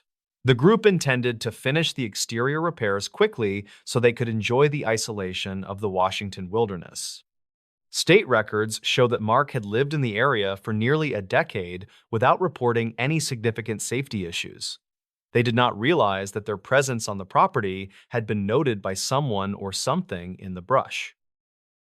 The dense forest surrounding the property was comprised of ancient cedar trees that effectively blocked out most of the natural sunlight. Archived notes from a previous land survey conducted in 2010 mention that the soil in this region was unusually soft.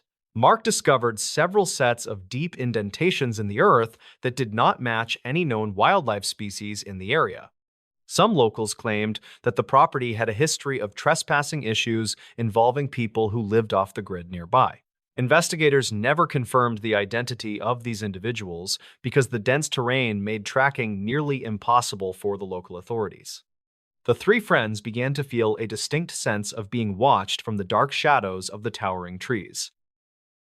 Dispatch logs from late September 2015 indicate that Mark called the sheriff to report a series of loud metallic bangs. He stated that the noises seemed to originate from the corrugated metal roof of the tool shed behind the main cabin.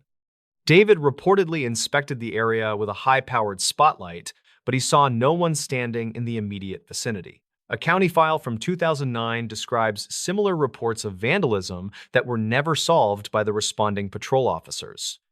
Sarah noted in her personal journal that the atmosphere on the property had changed from peaceful to something quite oppressive.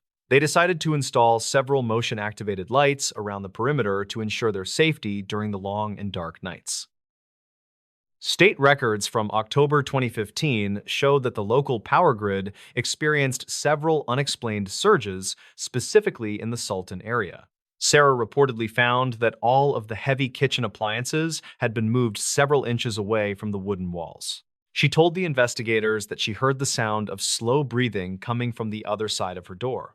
Records conflict regarding whether there were any signs of forced entry found by the officers who arrived later that evening. Some locals claimed that the cabin was built on top of an old mining shaft that created strange acoustic effects. The group became increasingly paranoid as they realized that their physical environment was being subtly altered by an unknown force. Archive notes from the county coroner mention a discovery of several dead animals that were arranged in a perfect circle. Mark found these remains near the edge of the clearing where he usually parked his heavy-duty timber hauling truck. Investigators never confirmed if the animals had been killed by a predator or if they were placed there by someone. The county file from 2009 mentions that a previous resident had reported finding similar patterns in the high grass. David reportedly began to suffer from severe sleep deprivation because he heard the sound of footsteps on the porch every night. He described the noise as a heavy dragging sound that lasted for several minutes before fading away into the deep woods.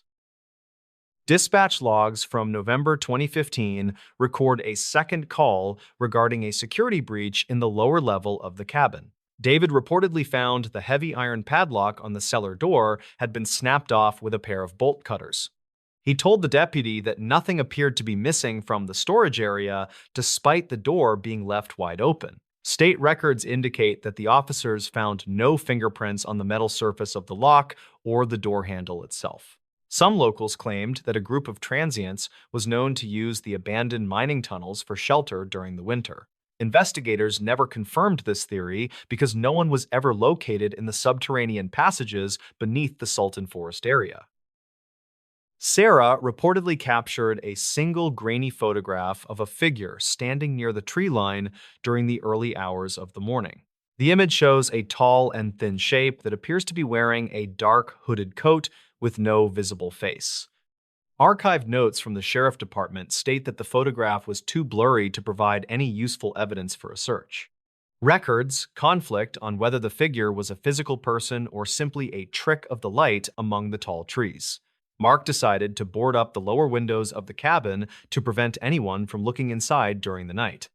The three friends stopped leaving the house after the sun went down because the feeling of being hunted became too intense. The final entry in the county file from 2015 describes a massive disturbance that occurred on the 3rd of December.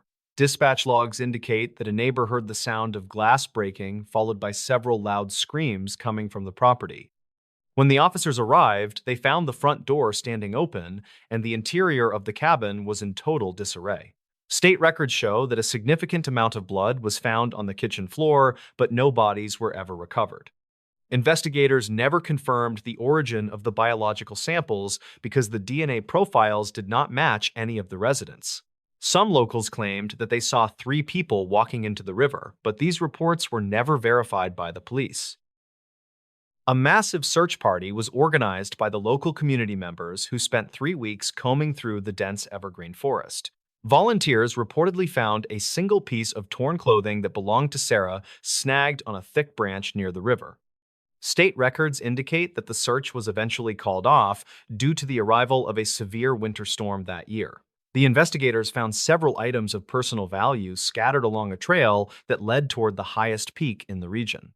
Records conflict regarding whether the items were dropped in a hurry or if they were placed as markers for the police. No trace of Mark or David or Sarah was ever found despite the extensive efforts of the local search and rescue teams. The case remains unsolved in the archive notes of the Washington State Police as a mysterious disappearance with no clear motive. The property in Sultan was eventually sold to a private developer who demolished the cabin and cleared the surrounding forest area. County records from 2021 show that no further incidents have been reported on that specific piece of land since. People who live in the region still avoid the area near the Skycomish River when the heavy morning mist rolls in. They reportedly believe that some secrets are better left buried in the soft soil of the deep and dark Washington woods. The true fate of the three residents remains one of the greatest mysteries in the history of the small town. In this news story, true terrifying trucker horror stories from America's darkest highways. The Interstate 80 corridor through the state of Wyoming is reportedly known among professional drivers as the most treacherous stretch of road. High winds and sudden ground blizzards often force the state patrol to close the highway for several days during the peak winter. A 54-year-old driver named Frank was hauling a heavy load of timber toward the coast in 1998. He was an experienced veteran of the road who had spent 30 years navigating the steep mountain passes of the western United States. Frank was reportedly attempting to reach the town of Rawlins before a massive cold front descended from the northern Canadian plains.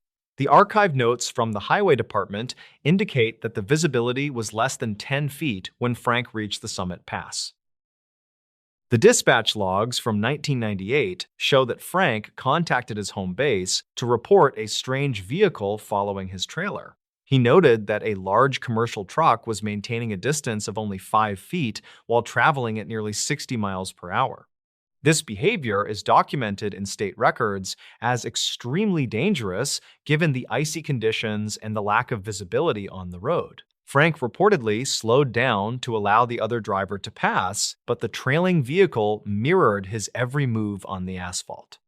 Investigators never confirmed the identity of the other truck because it had no visible markings or license plates on the front bumper. The county file from that year mentions that Frank felt a series of light impacts against the rear of his load is less than has hone. Zero hash is greater than. Some locals claimed that a rogue driver had been harassing long-haul truckers in that region for several weeks during the late 90s. Frank reportedly pulled into a rest area near the town of Laramie to inspect the back of his timber trailer for damage. He found a set of heavy iron chains wrapped around his rear axle that did not belong to his own equipment records. The archived notes from the state police described the chains as being cold to the touch and covered in a dark residue. Records conflict regarding whether the mysterious truck ever entered the rest area behind Frank or vanished into the swirling white snow. He did not see any tire tracks leading away from his parking spot when he returned to his cab that night. A 42-year-old independent driver named Sarah was transporting refrigerated medical supplies through the Mojave Desert in 2004. She was traveling along the historic Route 66 near the town of Amboy, where the landscape is mostly volcanic rock and sand. Her goal was to deliver the sensitive cargo to a hospital in Arizona before the sunrise could compromise the internal temperature. Sarah reportedly noticed a series of reflective objects scattered across the pavement several miles ahead of her position on the desert road. State records from 2004 indicate that multiple drivers had reported seeing strange debris in that specific area of the highway. She decelerated her vehicle and turned on her high beams to identify the nature of the obstacles in her path. The archive notes from the San Bernardino County Sheriff Department describe the objects as being dozens of vintage porcelain dolls standing upright. Sarah reportedly counted over 50 dolls that were arranged in a perfect circle in the middle of the eastbound lane of traffic. She did not see any other vehicles or people in the surrounding desert while she sat in her idling truck cab. Dispatch logs show that she called for assistance, but the nearest deputy was over 60 miles away from her current location. Some locals claimed that a group of art students often placed installations in the desert, but this was never officially confirmed. Sarah reportedly felt a sense of extreme unease when she noticed that the dolls were all facing toward her door. Investigators never confirmed how the dolls were placed in such a remote area without leaving any footprints in the soft desert sand. Sarah chose to drive off the road and around the display rather than exiting her vehicle to move the strange porcelain figures. She reported that her radio began to emit a high-pitched frequency that lasted until she reached the state line of Arizona. The county file from 2004 mentions that a highway crew arrived at the scene 2 hours later but found nothing. There were no dolls and no signs of a truck driving through the sand or onto the shoulder of the main road. Records conflict on whether Sarah had experienced a visual hallucination caused by the extreme heat or a lack of sleep. In 2012, a 31-year-old driver named Jim was hauling auto parts through the thick woods of northern Maine. He was a rookie driver who was eager to prove his reliability to the logistics company that had recently hired him for work. Jim was driving on Interstate 95 during a quiet Tuesday night when the moon was obscured by a thick layer of clouds. He was reportedly listening to his CB radio to stay awake during the long stretch between the towns of Holton and Bangor. The dispatch logs from 2012 show that Jim was maintaining a steady speed and checking in at regular intervals. He reportedly heard a voice break through the static that sounded exactly like his own voice speaking from the radio. The voice on the radio reportedly began to recite Jim's home address and the names of his family members in a flat tone. Archived notes from the Maine State Police indicate that the transmission did not originate from any known tower or commercial radio base. Jim grew increasingly agitated and tried to change the channel, but the voice followed him to every frequency on the CB unit. Some locals claimed that the iron deposits in the mountains can cause strange interference that mimics human speech in very specific ways.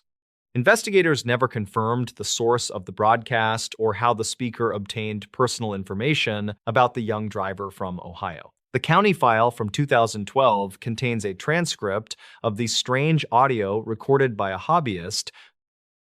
Jim reportedly pulled his truck onto the shoulder and disconnected the power to his radio, but the voice continued to speak loudly. He told the county sheriff that he saw a figure standing in his side mirror that looked like his own double. State records conflict on whether any other person was seen on the highway during that time, according to the local traffic cameras. The young driver resigned from his position the following week and refused to drive a commercial vehicle for the rest of life. Many archived notes from the region suggest that the Maine woods hold many secrets that are only revealed to the lone driver. These events remain documented as unexplained anomalies in the state records of the American highway system and the county files. A 47-year-old driver named Leo was hauling a tanker of diesel fuel across the Hoover Dam in 1999.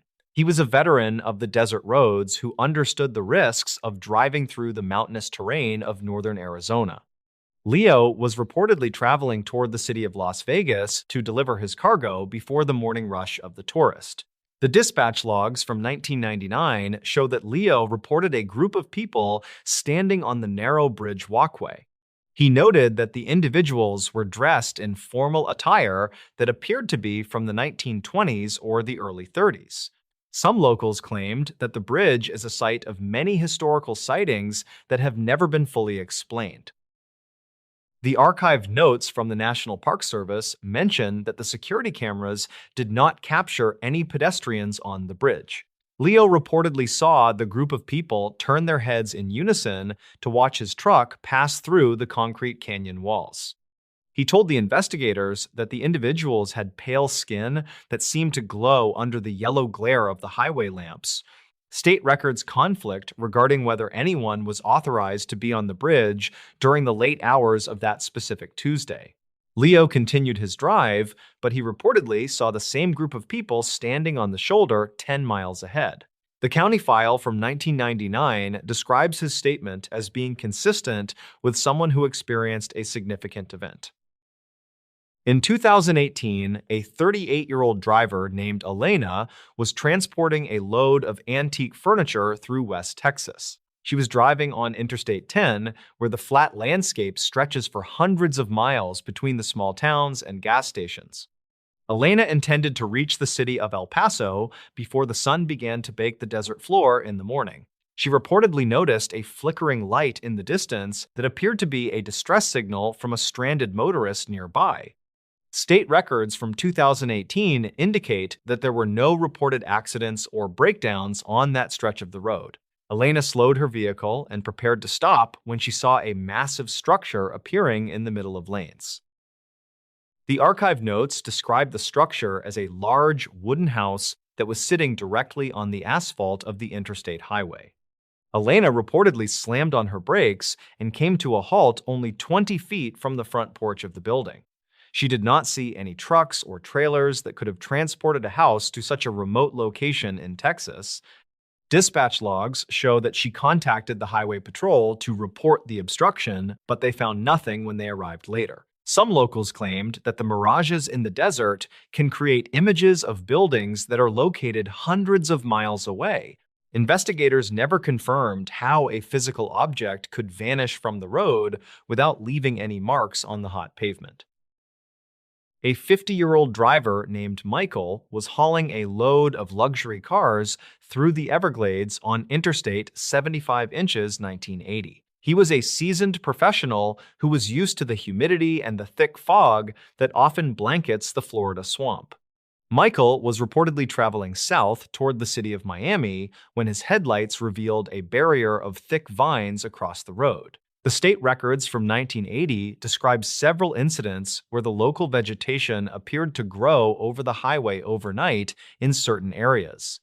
He stopped his truck and stepped out to inspect the barrier, which seemed to be made of ancient oak and moss. Archive notes from the county file suggest that the wood was not native to the southern state. Michael reportedly heard a sound like heavy breathing coming from the darkness of the cypress trees on either side of the highway. He noted that the air was filled with a scent that resembled old wet paper and rotting flowers from the deep marsh. Some locals claimed that the swamp has a way of reclaiming the land that was taken by the construction of the roads. Investigators never confirmed the presence of the wooden barrier because it was gone by the time the patrol arrived at the scene. Records conflict regarding whether Michael had accidentally driven onto an abandoned access road that was no longer in use by the public. He reportedly refused to drive through the Everglades at night for the remainder of his long career is less than has hone. Zero hash is greater than. A 29-year-old driver named David was transporting industrial chemicals through the plains of Kansas in 2017. He was driving on Interstate 70 during a period of intense heat that had caused the pavement to ripple and crack. David was reportedly checking his side mirrors when he noticed that his trailer appeared to be dissolving into a liquid state. The dispatch logs from 2017 indicate that he called his dispatcher in a state of extreme panic and confusion. He noted that the metal of the tank was dripping onto the road, but the pressure gauges remained perfectly stable. Some locals claimed that the extreme heat in Kansas can cause the eyes to perceive solid objects as melting or shifting. The archived notes from the State Highway Patrol mention that David pulled over and found his trailer was completely intact and dry. He told the officers that he had seen a figure dressed in a hazmat suit standing on top of his moving tank.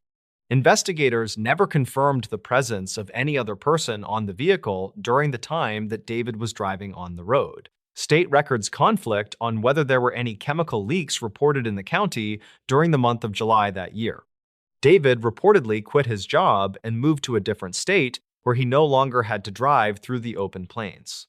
The county file from 2017 remains open as an unexplained case of mass visual distortion on the interstate. A 45-year-old mail hauler named Rebecca was driving through the mountain passes of Oregon in 2006. She was traveling on Interstate 5 during a heavy rainstorm that had caused several small mudslides on the steep highway banks. Rebecca was reportedly approaching a tunnel when she saw a man standing on the roof of the concrete entrance structure. The dispatch logs from 2006 show that she reported a possible jumper to the local emergency services immediately. She noted that the man was wearing a dark suit and holding an umbrella despite the high winds in the pass. Some locals claimed that a former highway engineer had been seen in the area many times after his retirement. The archived notes from the state police indicate that they searched the tunnel roof but found no evidence of a person. Rebecca told the investigators that the man had looked directly into her cab and smiled as she drove into the darkness. Records conflict on whether anyone had been reported missing from the nearby towns during the week of the strange sighting. She reportedly found a small wet business card on her dashboard the next morning that had no name or phone number. Investigators never confirmed how the card could have entered the locked truck while Rebecca was sleeping at the rest stop. The county file from 2006 mentions that several other drivers had seen a similar figure near the tunnel entrance. In 1992, a 34-year-old driver named Stephen was hauling grain through the rural hills of Pennsylvania. He was driving on a secondary road that was known for its sharp turns and lack of lighting during the night. Stephen was reportedly passing an old farmhouse when he saw all of the lights in the building turn off at once. The state records from 1992 indicate that there were no power outages reported in that specific part of the county. He noted that a large black dog began to run alongside his truck and kept pace even at 50 miles per hour. Some locals claimed that a pack of wild dogs had been roaming the hills and preying on local livestock. The archive notes from the sheriff department describe the dog as being much larger than any known breed in the United States. Stephen reportedly felt the truck shudder as if something had jumped onto the roof of the cab while he was moving. He did not stop his vehicle until he reached a well-lit gas station 3 towns away from the farmhouse location. Investigators never confirmed the presence of any animal tracks on the roof of the truck or on the road surface. Records conflict regarding whether the farmhouse was even occupied during the time that Stephen was driving past the property that night. The county file from 1992 remains a popular topic of conversation among the local residents and the drivers. A 52-year-old driver named Gary was hauling a load of steel pipe through the state of Montana in 2010. He was traveling on Highway 2 during a night when the aurora borealis was visible in the clear northern sky above. Gary was reportedly mesmerized by the lights when he noticed that his truck was no longer making any sound on the road. The dispatch logs from 2010 show that his GPS coordinates remained fixed in one position for over 20 minutes. He noted that the steering wheel felt light and the engine temperature dropped to 0 while he was still moving forward. Some locals claimed that the magnetic fields in that region can interfere with the operation of heavy machinery and electronics. The archive notes from the state patrol indicate that Gary was found parked in the middle of a field 5 miles away. He told the investigators that he had simply followed the green lights in the sky until the road vanished beneath him. Records conflict on how the truck could have crossed a deep ditch and a fence without causing any damage to the vehicle. Investigators never confirmed the source of the magnetic interference or the reason for the total silence that Gary had reportedly experienced. The county file from 2010 contains a statement from a mechanic who found no faults with the truck or the engine. Gary reportedly retired from the road and moved to a city where the sky was always hidden by the lights. In this news story, home alone during a snowstorm, then someone knocked. The winter of 2018 brought a historic blizzard to the Catskill Mountains that stranded many residents for several days. 24-year-old Emily Vance was a freelance graphic designer who had rented a remote cabin to finish her work. She reportedly planned to stay for 14 days, but a heavy snowstorm began to bury the house on the 3rd night. According to dispatch logs from the Sullivan County Sheriff, she made a call regarding an unidentified visitor late that same evening. County files from 2018 indicate that the cabin was located miles away from the nearest neighbor in a dense forest. Emily had stocked up on supplies because she didn't want to leave the property until her big project was finally finished. The electricity reportedly failed around 10 o'clock at night as the wind speeds reached 50 miles per hour outside the cabin. She used a small kerosene lamp to light the living room while she listened to the sounds of the heavy wooden structure. A state record mentions that the temperature inside the home dropped to 40 degrees within just a few hours of the outage. Emily was huddled under several blankets when she first heard a soft, rhythmic tapping against the heavy oak front door that night. She initially dismissed the sound as a tree branch because the storm was shaking the entire foundation of the small mountain cabin. However, the knocking became much louder and more deliberate, as if someone was trying to get her attention through the thick wood. Dispatch logs from that evening show that Emily called the local authorities at exactly 11:22 to report a suspicious person. The operator reportedly told her that no patrol cars could reach her location until the snowplows cleared the main access road.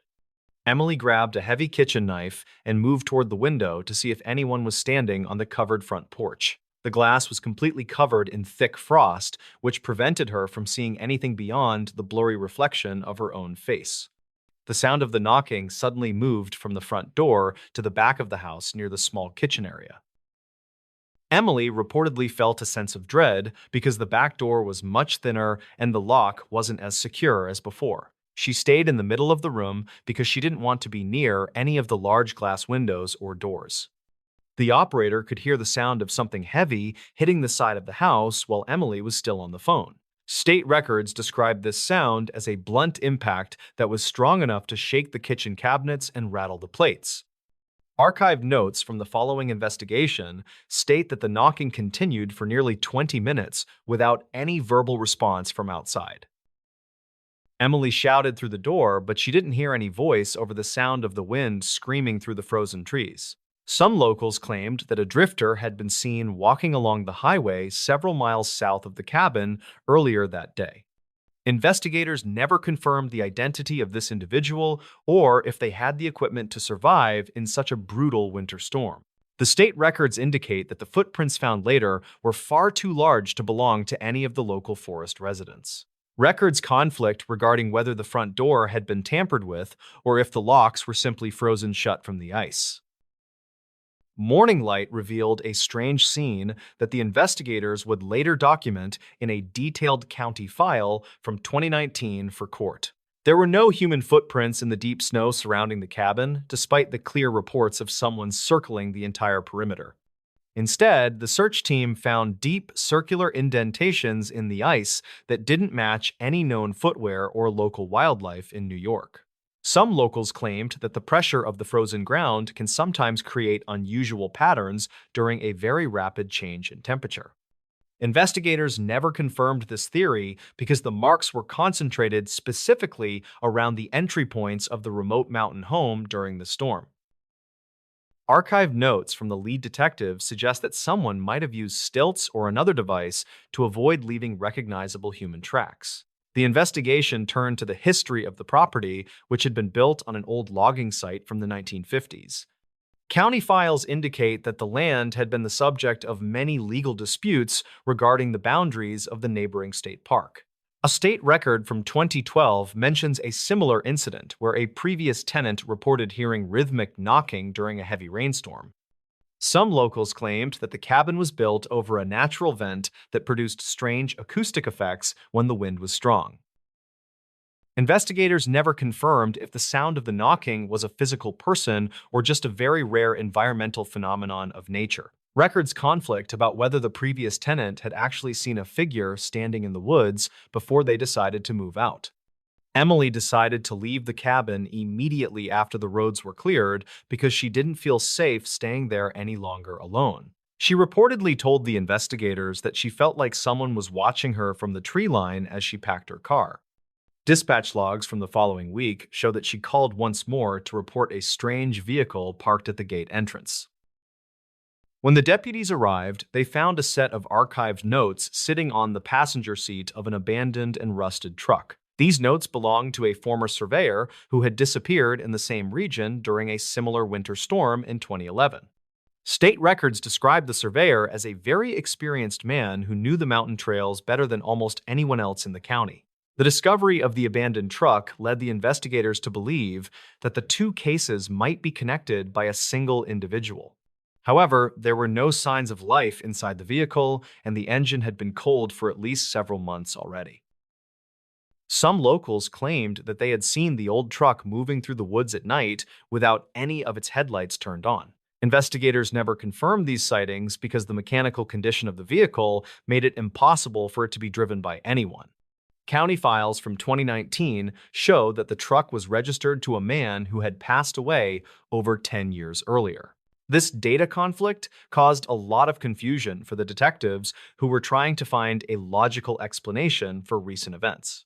Emily moved back to the city, but she reportedly continued to have nightmares about the rhythmic knocking on the heavy oak door. She couldn't forget the way the house shook or the feeling that something was trying to find a way inside the warm cabin. Dispatch logs reveal that several other residents in the Catskill Mountains reported similar sounds during the remainder of the winter of 2018. Every report mentioned the same pattern of knocking, followed by a period of silence and then a heavy blow against the walls. State records never identified a suspect or a group of people who might have been responsible for these strange and terrifying events. The case remains an open file in the county office because the physical evidence doesn't support a clear conclusion for the record. The archived notes from the surveyor's truck contained several maps of the region with specific locations marked with a small red circle. One of these circles was located exactly at the coordinates of the cabin where Emily had been staying during the winter blizzard. State records indicate that the surveyor was investigating reports of strange ground vibrations that were occurring deep within the mountain forest area. He reportedly believed that these vibrations were caused by a hidden geological feature that had never been properly documented by the government. Some locals claimed that the sounds were much more frequent during the winter months when the ground was frozen and the air thin. Investigators never confirmed the existence of any such feature because the terrain was too dangerous to explore with the heavy drilling equipment. County files from 2020 include a summary of the forensic evidence found on the exterior of the mountain cabin after the snow. The siding of the house showed signs of being struck by a flat object with a surface area of approximately 4 inches. These marks were located nearly 7 feet above the ground, which is much higher than a person could reach without a ladder. Dispatch logs from the search team mention that no ladders or large tools were found anywhere on the property during the sweep. Investigators never confirmed if the marks were made by a tool or by a biological entity that possessed a very high reach. The state records focus on the possibility of falling ice chunks from the roof, but the pattern of the marks was consistent. Emily's lawyer reportedly requested a copy of the archived notes to see if there was any mention of a specific person nearby. The county files mention a recluse who lived in a cave system several miles away, but he had a very solid alibi. Records conflict regarding the exact location of this individual during the night of the blizzard when the knocking first began at door. Some locals claimed that the recluse was a peaceful man who didn't have any reason to harass a stranger in the winter. Investigators never confirmed his involvement, and he eventually stopped cooperating with the local sheriff's department after the first few rounds of questioning. The lack of a clear suspect made it impossible for the state to file any formal charges in the case of Emily. A final review of the dispatch logs from 2018 revealed a third call that had been dropped due to poor signal. In this short recording, Emily sounded much more panicked, and she mentioned seeing a shadow moving across the frosted glass of window. She reportedly said that the shadow was too thin to be a person, and it seemed to glide rather than walk on. Investigators never confirmed the presence of such a figure, and they attributed the sighting to the high stress of the dangerous situation. State records indicate that the cabin was sold later that year to a developer who planned to tear it down and build. The new owner reportedly found a collection of small stones arranged in a circle on the porch after the first light snow. These stones were perfectly smooth, and they didn't match any of the rocks found in the immediate vicinity of the property. County files from 2021 state that the new owner decided to abandon the project and sell the land back. He didn't provide a specific reason for his decision, but he mentioned that the atmosphere of the forest felt very unwelcoming. Some locals claimed that the mountain has a memory of the things that have happened there over the many long years. Investigators never confirmed these claims because they don't deal with the legends or the local folklore of the rural mountain regions. The archived notes from the original case are now kept in a secure storage facility in the city of Albany for reference. Emily now lives in a high-rise apartment building in a different state, where she feels much safer behind layers of security. She still checks the locks on her doors every single night before she goes to bed because she can't forget sound. Dispatch logs from her new neighborhood show that she has never called the police since she moved away from the Catskills. However, she reportedly keeps a small lamp burning in the hallway to remind her that she is no longer alone in dark. State records from New York show that the cabin was eventually reclaimed by the forest as the roof collapsed under snow. No one has lived on that specific piece of land since the events of 2018 when the knocking began during storm. The state records from 2022 describe a discovery made by a team of scientists who were studying the soil.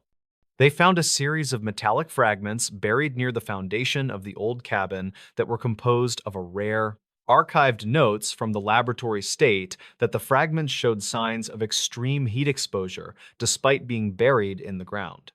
Investigators never confirmed where the metal came from or if it had any connection to the sounds Emily heard during blizzard. Records conflict about whether the fragments were part of an old industrial machine or if they belonged to something much more. Some locals claimed that the area had been used for clandestine military testing during the 1970s, but this was never verified. County files indicate that the metallic fragments were located exactly beneath the spot where the heavy knocking had been reported by tenant. The soil in that specific area was reportedly devoid of any life, including the typical insects and fungi found in forest. Dispatch logs from the environmental team record a sense of unease as they worked near the ruins of the collapsed cabin. One of the scientists reportedly mentioned that his electronic sensors were malfunctioning whenever he approached the center of the old building. This data conflict led to a temporary halt in the research project until the equipment could be properly shielded from interference. Investigators never confirmed the source of the magnetic field that was causing the sensors to display such erratic and unpredictable data. The archived notes from the surveyor who disappeared in 2011 were re-examined by a specialist in the state police. These notes contained a drawing of a strange structure that he had found hidden deep within a narrow crevice in rocks. The drawing depicted a series of metallic poles that were arranged in a pattern that looked remarkably similar to the indentations. Some locals claimed that they had seen similar poles while hiking in the more remote sections of the mountain forest years. Investigators never confirmed the existence of this structure because the surveyor had not provided the exact coordinates in his personal. State records from 2023 show that the case remains officially unsolved despite the new evidence found by research team. The mystery of the knocking during the snowstorm of 2018 continues to haunt the people who live in Catskills. Dispatch logs are still analyzed by amateur investigators who believe they can find the one detail that the police managed to overlook. Every winter, when the snow begins to fall and the wind starts to howl, residents are reminded of the story. They reportedly make sure to check their locks and stay away from the windows when they hear a tapping sound. County files from 2024 list the area as a restricted zone due to the potential dangers of terrain. Investigators never confirmed if the danger was purely physical or if there was something else that the state wanted hidden. In this news story, true creepy road trip horror stories that happened on cold February nights. The winter weather in the northern United States often creates a sense of isolation that affects the psychological state of many lone travelers. Road trips during the month of February are reportedly documented by state records as being the most dangerous due to unpredictable ice and wind. Most drivers who find themselves stranded on desolate highways claim that the silence of the frozen landscape is more unsettling than the cold itself. These individuals often report seeing figures or vehicles that do not appear in any official law enforcement logs or local county registry files. The following accounts are compiled from archived notes and dispatch logs that detail several strange encounters on the American road during the winter freeze. The empty stretch of Highway 50 near Ely, Nevada, reportedly remains one of the most desolate corridors in the lower 48 states. In 1994, a 22-year-old graduate student named Marcus was driving his sedan toward a research site in the desert. He was a biological researcher tasked with collecting soil samples during the late winter freeze for a university-funded environmental study in 1994. Marcus intended to reach the town of Austin before the temperature dropped below zero that night, but his vehicle began to lose power. The silence of the Great Basin during February is documented in state records as being particularly oppressive to lone travelers in the region. Marcus guided his slowing car onto the narrow gravel shoulder while the surrounding darkness swallowed the remaining light of his dim yellow headlights is less than has-hone. Zero hash is greater than. Investigators never confirmed the exact nature of the mechanical failure that left the sedan immobilized against the frozen sagebrush and the deep snow.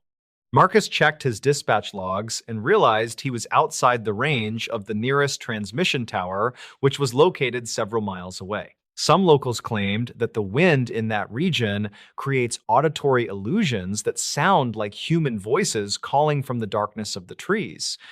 He reportedly sat in the driver's seat for 20 minutes while the interior heat of the car escaped through the thin glass windows. The archive notes from the county sheriff department mention a single set of footprints that appeared to circle the vehicle several times. Marcus reportedly felt the car rock gently, as if someone were testing the weight of the rear bumper in the freezing midnight air. County files from 1994 indicate that a second vehicle was spotted by a local rancher moving slowly without any lights on. The rancher was a 60-year-old man named Elias, who was out checking his livestock near the perimeter fence of his pasture. He told authorities that a dark truck was idling in the middle of the pavement nearly 50 yards behind the stranded sedan of Marcus. Elias noted that the driver of the truck did not exit the vehicle or offer any assistance to the young man stuck in the snow. State records conflict regarding whether this truck was ever registered to anyone living within a 100-mile radius of the Ely region. The rancher stayed in his own vehicle and watched as the mysterious truck slowly turned its wheels toward the shoulder where Marcus sat is less than Hasson. Zero hash is greater than. Marcus reportedly noticed the shape of the larger vehicle in his rearview mirror and assumed it was a highway patrol officer arriving to help. He stepped out into the bitter cold of the February night and felt the wind chill bite through his heavy winter coat and gloves. The young researcher waved his arms to signal his position, but the approaching truck did not flash its lights or sound its horn. Investigators later found archived notes suggesting that the truck accelerated suddenly once Marcus was standing vulnerable on the open road in the darkness. He allegedly dove back into his sedan and locked the doors while the larger vehicle brushed against the side of his car door. The impact left a long streak of dark paint that remained unidentified during the subsequent investigation by the local county file agents. Records from the dispatch logs show that a frantic emergency call was placed from a nearby ranch house approximately 40 minutes after the encounter. Marcus had reportedly fled his vehicle on foot through the knee-deep snow to reach the lights of the Elias Ranch across the valley. He arrived with severe frostbite on his fingers and claimed that the dark truck had followed him at a walking pace for 2 miles. Some locals claimed that the truck belonged to a transient worker who had been seen in the area during the winter of 1992. However, the investigators never confirmed the identity of the driver or the location of the truck after it turned off the main road. The cold February air allegedly kept the tracks of the mysterious vehicle preserved in the ice for several weeks after the incident is less than Hasson. Zero hash is greater than. A similar event was documented in 2011 near the town of Speculator in the Adirondack Mountains of New York during a heavy storm. A 35-year-old nurse named Sarah was traveling home from a double shift at a regional hospital located in the northern woods. Her goal was to reach her cabin before the freezing rain turned the winding mountain passes into sheets of black ice and stone. Sarah reportedly saw a figure standing in the center of the road wearing a bright yellow raincoat that seemed out of place. State records from 2011 describe multiple reports of a hitchhiker matching this description appearing on various nights throughout that specific February. She slowed her vehicle to avoid a collision, but the figure did not move or acknowledge the presence of her heavy SUV. The nurse later told investigators that the person in the yellow coat had no visible face behind the shadow of the hood and rain. She reportedly drove around the figure and watched in her mirror as the person began to run with incredible speed behind her car. Archive notes from the state police mention that Sarah reached speeds of 60 miles per hour on the ice to escape the individual. The records conflict on how a person on foot could maintain such a pace on a surface that was nearly impossible to walk. Some locals claimed the figure was a known prankster from the nearby village, but no one ever stepped forward to claim the responsibility. Sarah reportedly reached her cabin and stayed inside with a loaded shotgun until the sun rose over the frozen peaks the next day, is less than Hassan. Zero hash is greater than. In 2003, a long-haul trucker named Robert was navigating the icy passes of the Cascade Mountains in the state of Washington. He was a 48-year-old driver with 20 years of experience transporting heavy machinery across the northern border of the United States. Robert was behind schedule due to a massive snowstorm that had closed several primary routes through the mountain range during early February. He was forced to take a secondary logging road that was rarely plowed by the state road crews during the peak of winter. The dispatch logs from his trucking company indicate that he checked in at 11 o'clock at night to report heavy fog conditions. Robert reportedly saw a pair of headlights appearing in his side mirror that seemed to be maintaining a very consistent distance behind him. The truck driver noticed that the following vehicle was not using its high beams despite the total lack of visibility on the narrow road. He slowed down to let the other driver pass, but the vehicle behind him also decreased its speed to match his own pace. Robert reportedly used his radio to contact any other drivers in the area, but he received only static and distant white noise. Archived notes from the State Patrol show that no other commercial vehicles were authorized to be on that specific road that evening. He grew concerned when the following vehicle began to weave back and forth across the center line of the snowy logging path. The county file from 2003 contains a statement from Robert describing the vehicle as a vintage black limousine from the 50s is less than Hashown. Zero hash is greater than.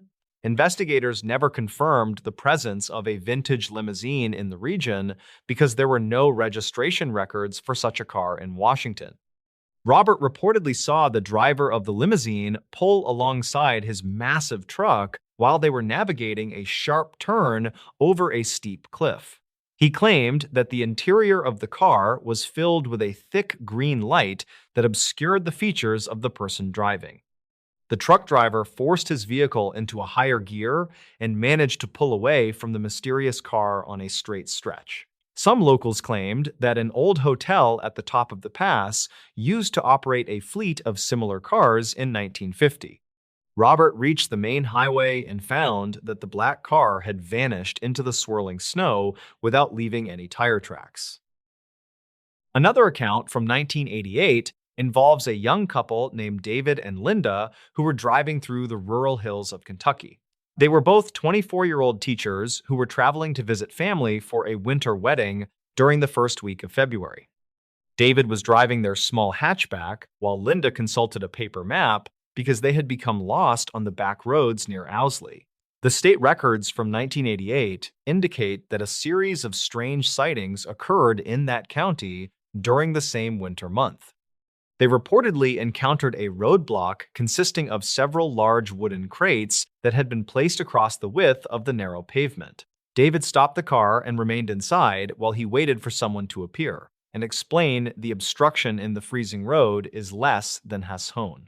Zero hash is greater than. Linda reportedly saw several figures moving through the thick brush on the side of the road while they sat in their idling car. The figures were described in archive notes as being extremely tall and wearing dark clothing that blended into the shadows of the trees. David decided to put the car in reverse and turn around rather than getting out to move the heavy wooden crates himself. He told investigators that the figures began to throw large rocks at the vehicle, which shattered the rear window of the hatchback. They fled the area at high speed and reported the incident to the local sheriff's office once they reached a gas station. Some locals claimed that a group of survivalists had been living in the woods and did not want any outsiders on the road. The county file from 1988 shows that deputies went to the location but found no crates and no footprints in the snow. Investigators never confirmed who had placed the obstacles or why the figures had attacked the couple during their quiet road trip in February. David and Linda refused to travel through that part of Kentucky again, and their story was eventually filed away in the cold cases. Records conflict regarding whether the rocks found in the car were local limestone or something that had been brought from a different region. The couple reportedly suffered from night terrors for several years following the event, but they never found any logical explanation for the encounter. Most state records from that era remain sealed or have been lost due to a fire in the county archives building. A final report from 2015 describes a lone traveler named Thomas who was driving through the plains of North Dakota in winter. Thomas was a 50-year-old insurance adjuster who was traveling between remote farms to inspect damage from a recent blizzard in February. He reportedly found himself on a stretch of road where the snow had drifted so high that it formed white walls on either side. Dispatch logs indicate that he called his office to say that he was seeing a house in the middle of the road. Thomas claimed that the house was fully lit and looked like it belonged in a suburban neighborhood rather than a snowy field. Archive notes suggest that he stopped his car and watched as the front door of the house slowly opened in the wind. Thomas reportedly saw a woman standing in the doorway who was wearing a summer dress and holding a glass of iced tea in her hand. He stayed in his car because the temperature outside was 10 degrees below zero, and the scene did not make any logical sense. The woman waved at him and began to walk toward his vehicle across the deep snow without wearing any shoes or a coat. Investigators never confirmed the existence of a house in that location, as the land was part of a protected wildlife refuge area. Thomas drove his car into the snowbank to get around the woman and did not look back until he reached town. Some locals claimed that heat exhaustion or extreme cold can cause vivid hallucinations that look exactly like the memories of home. The state records from 2015 show that Thomas was found 3 hours later sitting in his car at a local diner. He was in a state of shock and his vehicle had no signs of damage despite his claim of driving through a snowbank. The archive notes from the hospital mentioned that his body temperature was normal and there were no signs of drugs or alcohol. Investigators checked the road where he had been driving, but they found only an empty field covered in a smooth layer of ice. Records conflict on whether Thomas ever returned to his job as an insurance adjuster after the strange encounter in the North Dakota plains. Many people believe that the February cold creates a thin spot in reality where the past and present begin to overlap. In this new story, the Cumberland wilderness went silent, then we heard it. The dense forests of the Cumberland Gap hold a history of strange occurrences that the local authorities rarely discuss. Gideon Thorne had spent nearly 30 years patrolling the deep woods of the Cumberland wilderness near the quiet Kentucky border. The summer of 1997 was the hottest season on record, and the local wildlife had grown very restless. Gideon was 48 years old, and he oversaw a small team of rangers who focused on the southern ridges. His job required him to manage the safety of hikers who often underestimated the complexity of the ancient limestone caves. He carried a heavy radio and a notebook filled with the coordinates of every hidden spring in his large sector.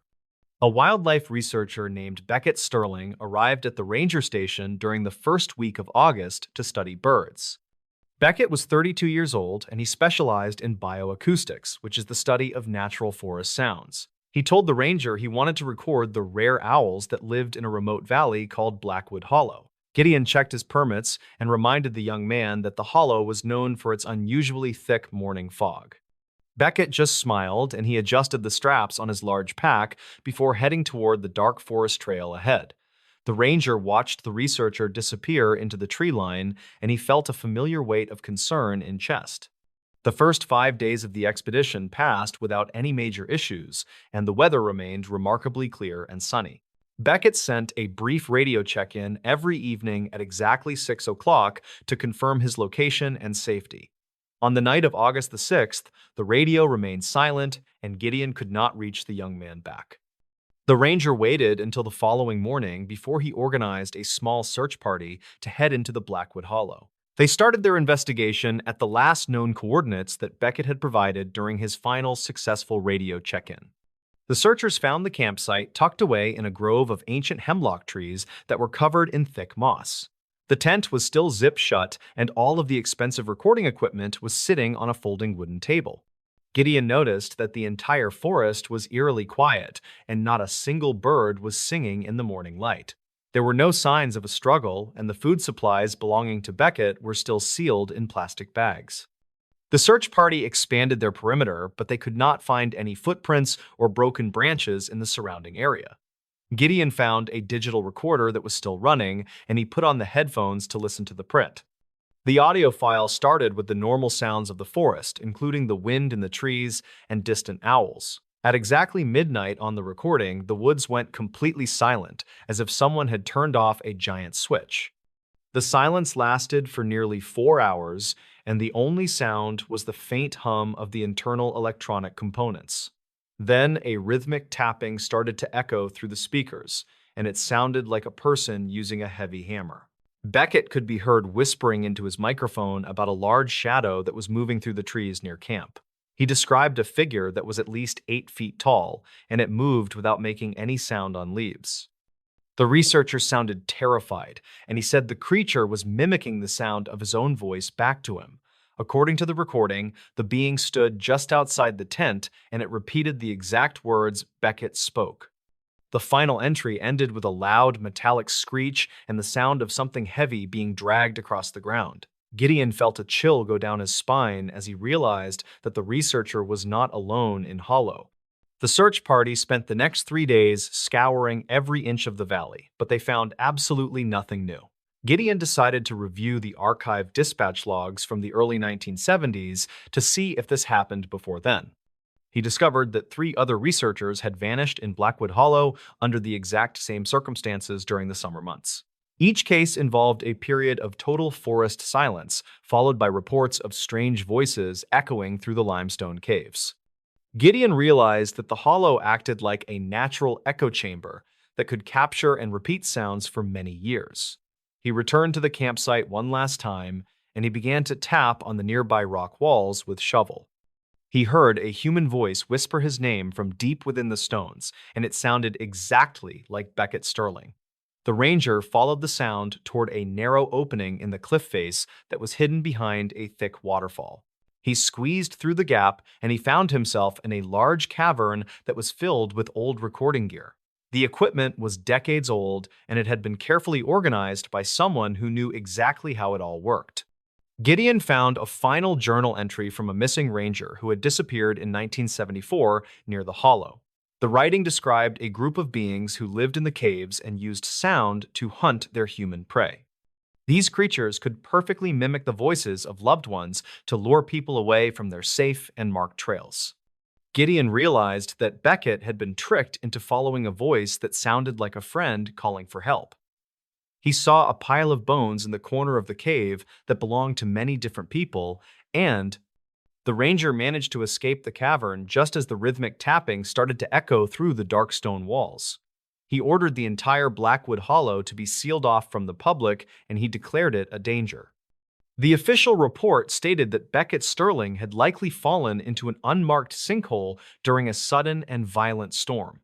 Gideon knew the truth was much more unsettling because the mountain was still holding the voices of the lost hikers. He retired from the service a year later, and he moved to a quiet town where the ground was. The town of Blackwood tried to move on from the disappearance, but the residents never quite felt safe near the people started locking their doors at night, and they told their children to never repeat what they heard in woods. Gideon Thorne spent his remaining years studying the science of acoustics, and he tried to understand the mountain and its. He kept a copy of the final recording, and he often listened to the way the voice shifted and changed. Some people say that the observers are still out there, and they are still waiting for the next curious hiker. The legends of the Cumberland wilderness continue to grow, and more people report hearing voices in the high mountain air. Every August, the rangers notice an increase in the reports of rhythmic tapping coming from the deep limestone caves.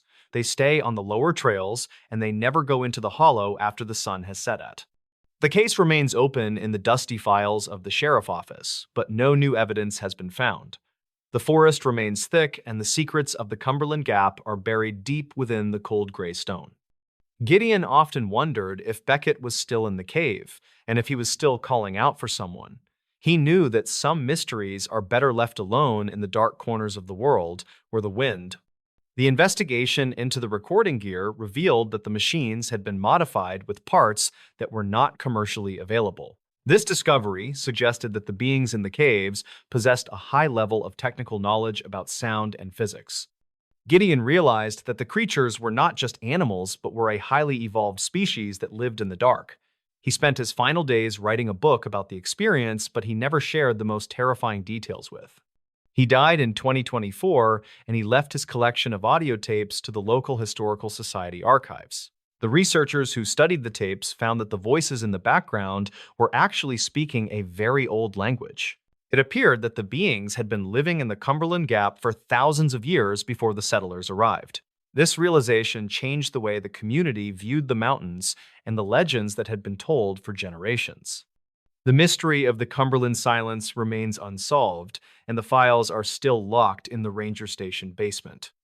The town of Blackwood remains a quiet place, but the residents always listen closely when the woods go silent suddenly. They know that the mountain has a memory, and it never forgets a sound that it has heard before. Silas Thorne occasionally visits the old trailhead, and he leaves a small offering of electronics or metal on the rocks. He says it is a way to acknowledge the power of the mountain and its silent and ancient watchers. Some people laugh at him, but others bring their own gifts to the edge of the dark and thick forest. The Hollow seems to accept these items, and the number of disappearances has decreased significantly over the last few years. Beckett Sterling is remembered as a brilliant researcher who pushed the boundaries of what we know about the natural. His family still visits the park every year, but they never go near the valley where he was lost. They stand on the high ridges, and they listen to the wind blowing through the trees of the Cumberland. Sometimes they hear a faint voice on the breeze, but they know better than to follow the sound into. The Appalachian Mountains continue to stand tall, and they keep their secrets hidden beneath the canopy of the green trees. The story of the silent wilderness is a reminder that we are only temporary guests in an ancient world. Gideon Thorne once wrote that the woods do not belong to us, but to the sounds that live within. Every October, the people look at the mountains and they remember the night the Cumberland wilderness went completely and eerily. The final recording Gideon made before he left the service was a simple description of the silence in the forest. He said that the silence was not an absence of sound, but a presence that felt very heavy and dark. He believed that the mountain was a living record of every scream and every laugh that had ever happened. This theory was never proven, but it remains a popular topic among the local hunters and the forest rangers. The tapes from the Hollow are now stored in a specialized vault to prevent any unauthorized people from listening.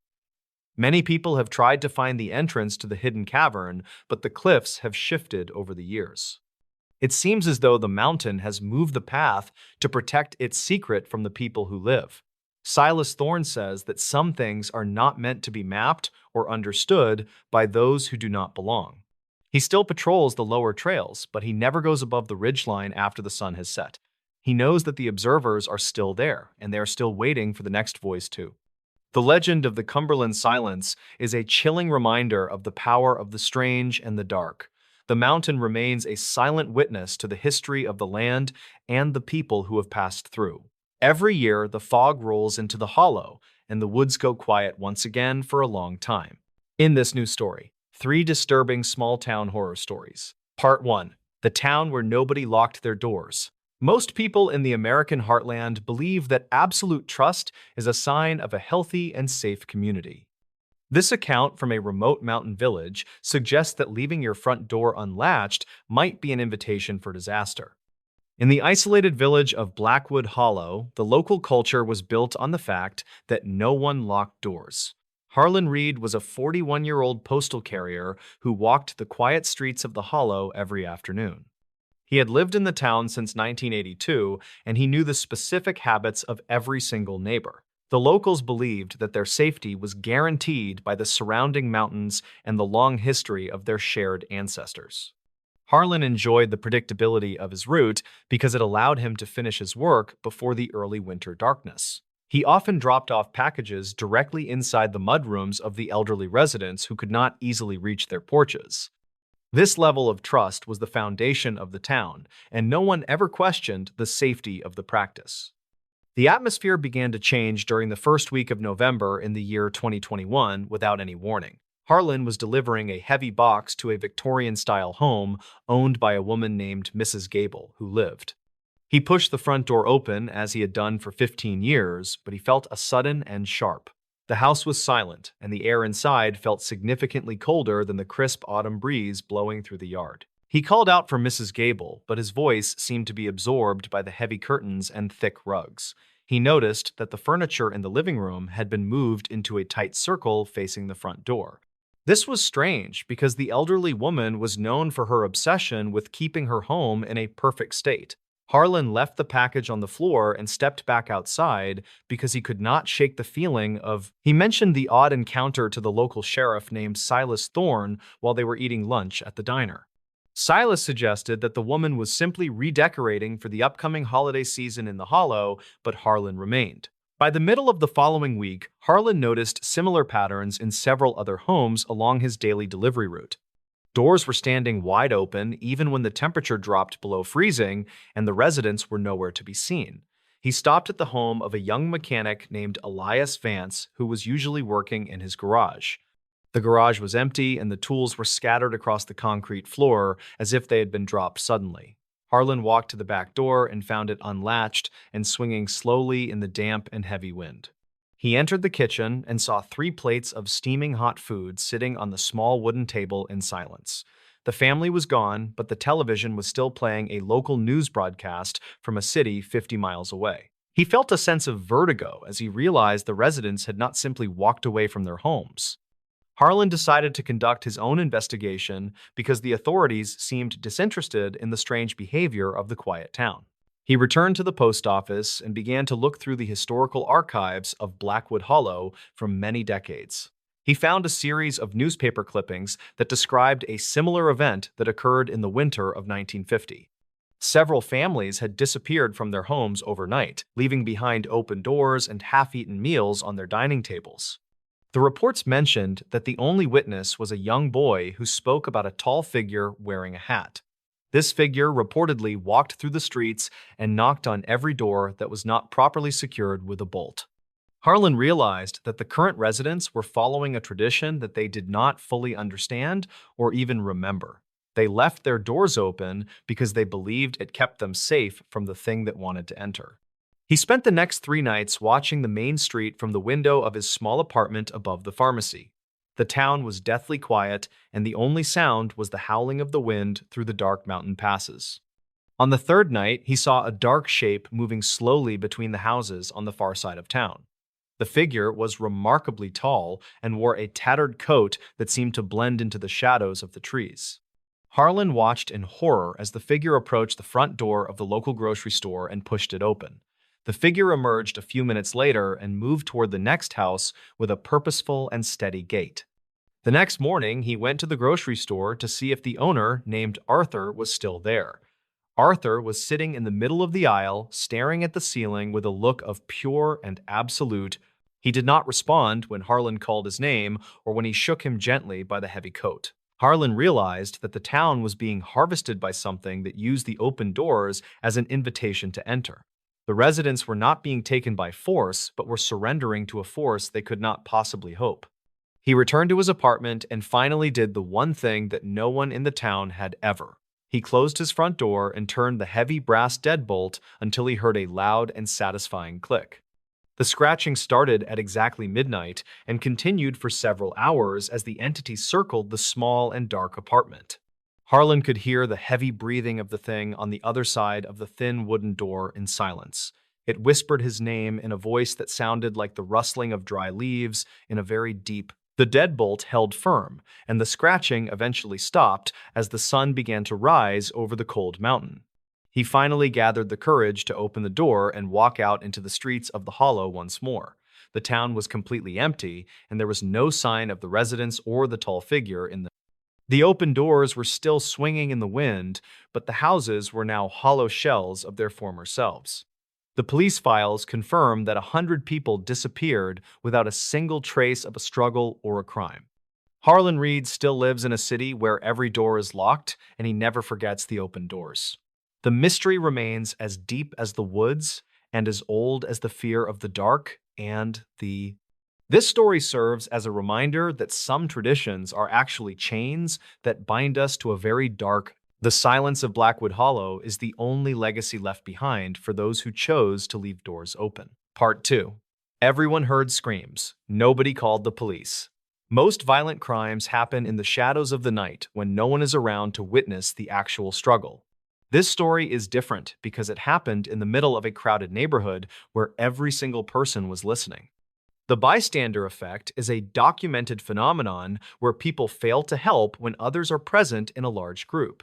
In the autumn of 2021, a small community in Ohio learned how dangerous this silence can truly be. Vance Whitaker was a 45-year-old retired machinery operator who lived in a brick apartment complex in Ohio. He liked the quiet nature of the suburbs because it allowed him to focus on his gardening and local woodcraft. On the night of October 12, 2021, he was sitting in his living room watching a classic film. The complex was designed with a central courtyard where residents often gathered to talk during the warm summer months now. At approximately 10 o'clock that night, a piercing scream echoed through the courtyard and vibrated against the thin glass windows. Vance paused his movie and looked toward the window, but he did not see any movement in the dark shadows. He noticed that the moonlight was casting long and jagged shapes across the brick walls of the apartment buildings tonight. He assumed it was just a group of teenagers playing a prank or perhaps a loud television in another unit. He waited for several minutes for a second sound, but the courtyard remained deathly silent under the dim yellow lights. The air was thick with the scent of damp leaves and the lingering smell of charcoal from a nearby grill. He decided to go back to his movie and ignored the nagging feeling that something was wrong in the complex. Another scream rang out 10 minutes later, followed by the sound of heavy footsteps running across the wet pavement below. Vance stood up and walked to his balcony, but he could only see the silhouettes of his neighbors looking out. No one was shouting for help, and no one was running outside to investigate the source of the terrifying noise. He saw the lights in the apartment across the way flicker on and then off as if someone was watching. Vance felt a sense of relief because he assumed his neighbors were already calling the police to report the disturbance. He sat back down on his worn leather sofa and tried to focus on the dialogue of the old film. The screaming stopped after 30 minutes and was replaced by the low hum of the wind through the courtyard trees. He went to bed shortly after midnight, convinced that the situation had been resolved by the local authorities already today. The next morning, he woke up to the sound of sirens and saw several police cruisers parked in the lot. Yellow crime scene tape was draped across the entrance to the courtyard where he had heard the screams last night. He walked outside and saw a group of his neighbors standing together with looks of deep confusion and mounting guilt. A detective named Silas Thorne began to knock on every door to ask if anyone had heard anything unusual recently. Vance told the detective about the screams and mentioned that he thought someone else had already called the emergency line. The detective looked at his notepad and informed Vance that not a single person in the complex had called them. There were 48 occupied units in the building, and every single resident admitted to hearing the screams that night. They all gave the same excuse that they assumed someone else would take the responsibility for calling the police now. The victim was a 30-year-old woman named Elena Vance, who worked as a night shift nurse nearby today.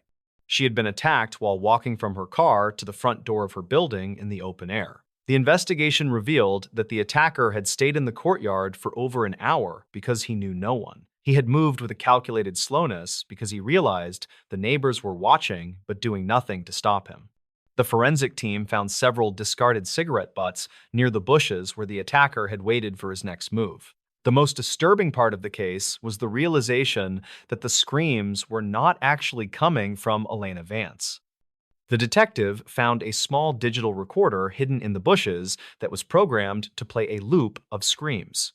The attacker had used the recording to desensitize the neighbors and see if anyone would actually step outside to help. Elena had been taken in total silence while the neighbors were distracted by the loud and artificial noise in courtyard. The police found her car door wide open and her keys still hanging from the lock in the driver's side. The twist in the investigation came when they reviewed the security footage from a camera hidden in the lobby area. The man who planted the recorder was not a stranger, but a resident who lived on the third floor now.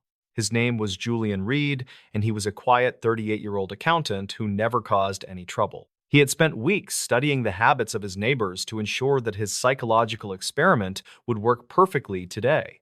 Julian did not want to kill anyone, but he wanted to prove that the community was built on false trust. He had taken Elena to a nearby warehouse and left her there safely to show how easy it was. The police found Elena unharmed, but the psychological damage to the residents of the complex was permanent and very deep. Every person who lived in that building eventually moved away because they could no longer look at their neighbors' faces. Vance Whitaker left Ohio a month later and moved to a small cabin where he did not have any neighbors. He realized that the silence of the woods was much safer than the silence of a crowd of indifferent people. The case remains a chilling reminder that we cannot always rely on others to do the right thing in moments. If you hear a scream in the night, you should be the one who makes the call to the police. The ending of this story sounds fake, but the police records confirm the strange details of the social experiment today. Some people want to watch the world burn, and others just want to watch their neighbors do absolutely nothing now. Local psychologists often cite the Blackwood Hollow incident as the perfect example of how urban isolation affects our basic instincts. It remains a mandatory case study for university students who are learning about the complex nature of human social behavior. The recorded screams are still kept in a secure evidence locker at the police station as a grim historical artifact. People who move into the complex today are never told about the night that everyone listened to the darkness alone. Vance Whitaker sometimes looks at the old news clippings and wonders if he would do anything differently if it happened. The silence of the neighborhood was a choice that 48 people made together without ever saying a single word. The world is full of sounds, but the most important ones are often the ones that we choose to ignore. Part 3. The family everyone avoided. Most people who live in the rural corners of northern Maine understand that privacy is a very respected local tradition. There was one specific household on the edge of the woods that made even the most hardened loggers feel uneasy. Beckett Lowry was a 45-year-old carpenter who supposedly moved into the old Miller estate in the winter. He was joined by his wife Alara and their young daughter Maisie, who was rarely seen playing in the yard. The neighbors noticed immediately that the family never traveled into town to buy groceries or supplies like a normal family.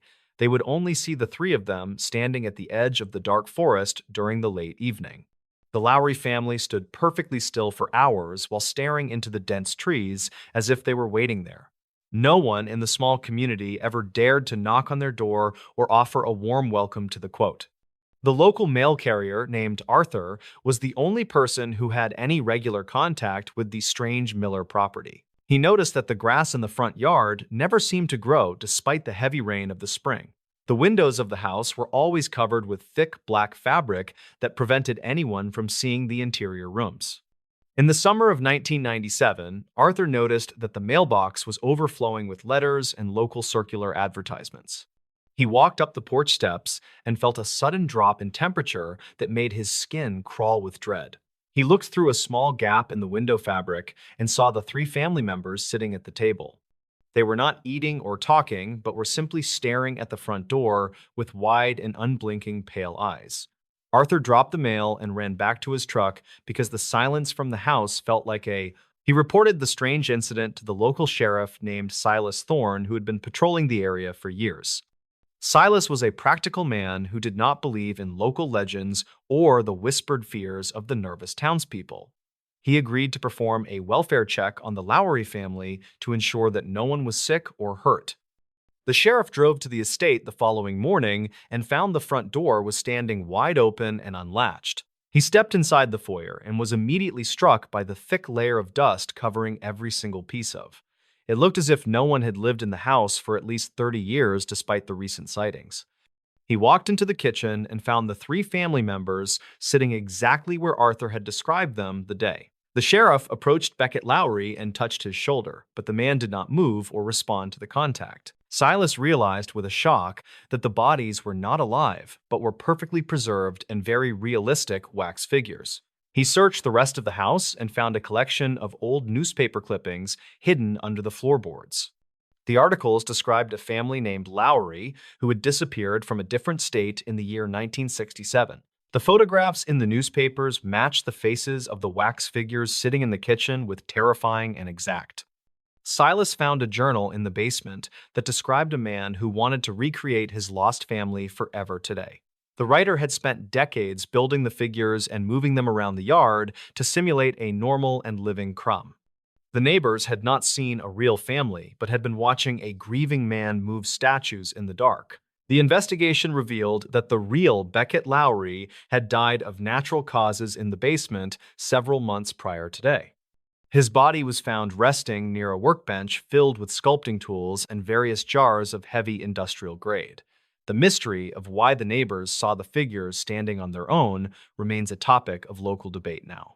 Some people believe the grief was so strong that it left a permanent stain on the old Miller estate grounds. The house was eventually torn down, but people still avoid the empty lot where the family used to stand. The forest is quiet now, and no one stands at the edge of the trees during the late evening hours. It is a reminder that the things we avoid are often much sadder than the monsters we usually imagine. The police files confirm that the Lowry family was never actually in the state of Maine during that time.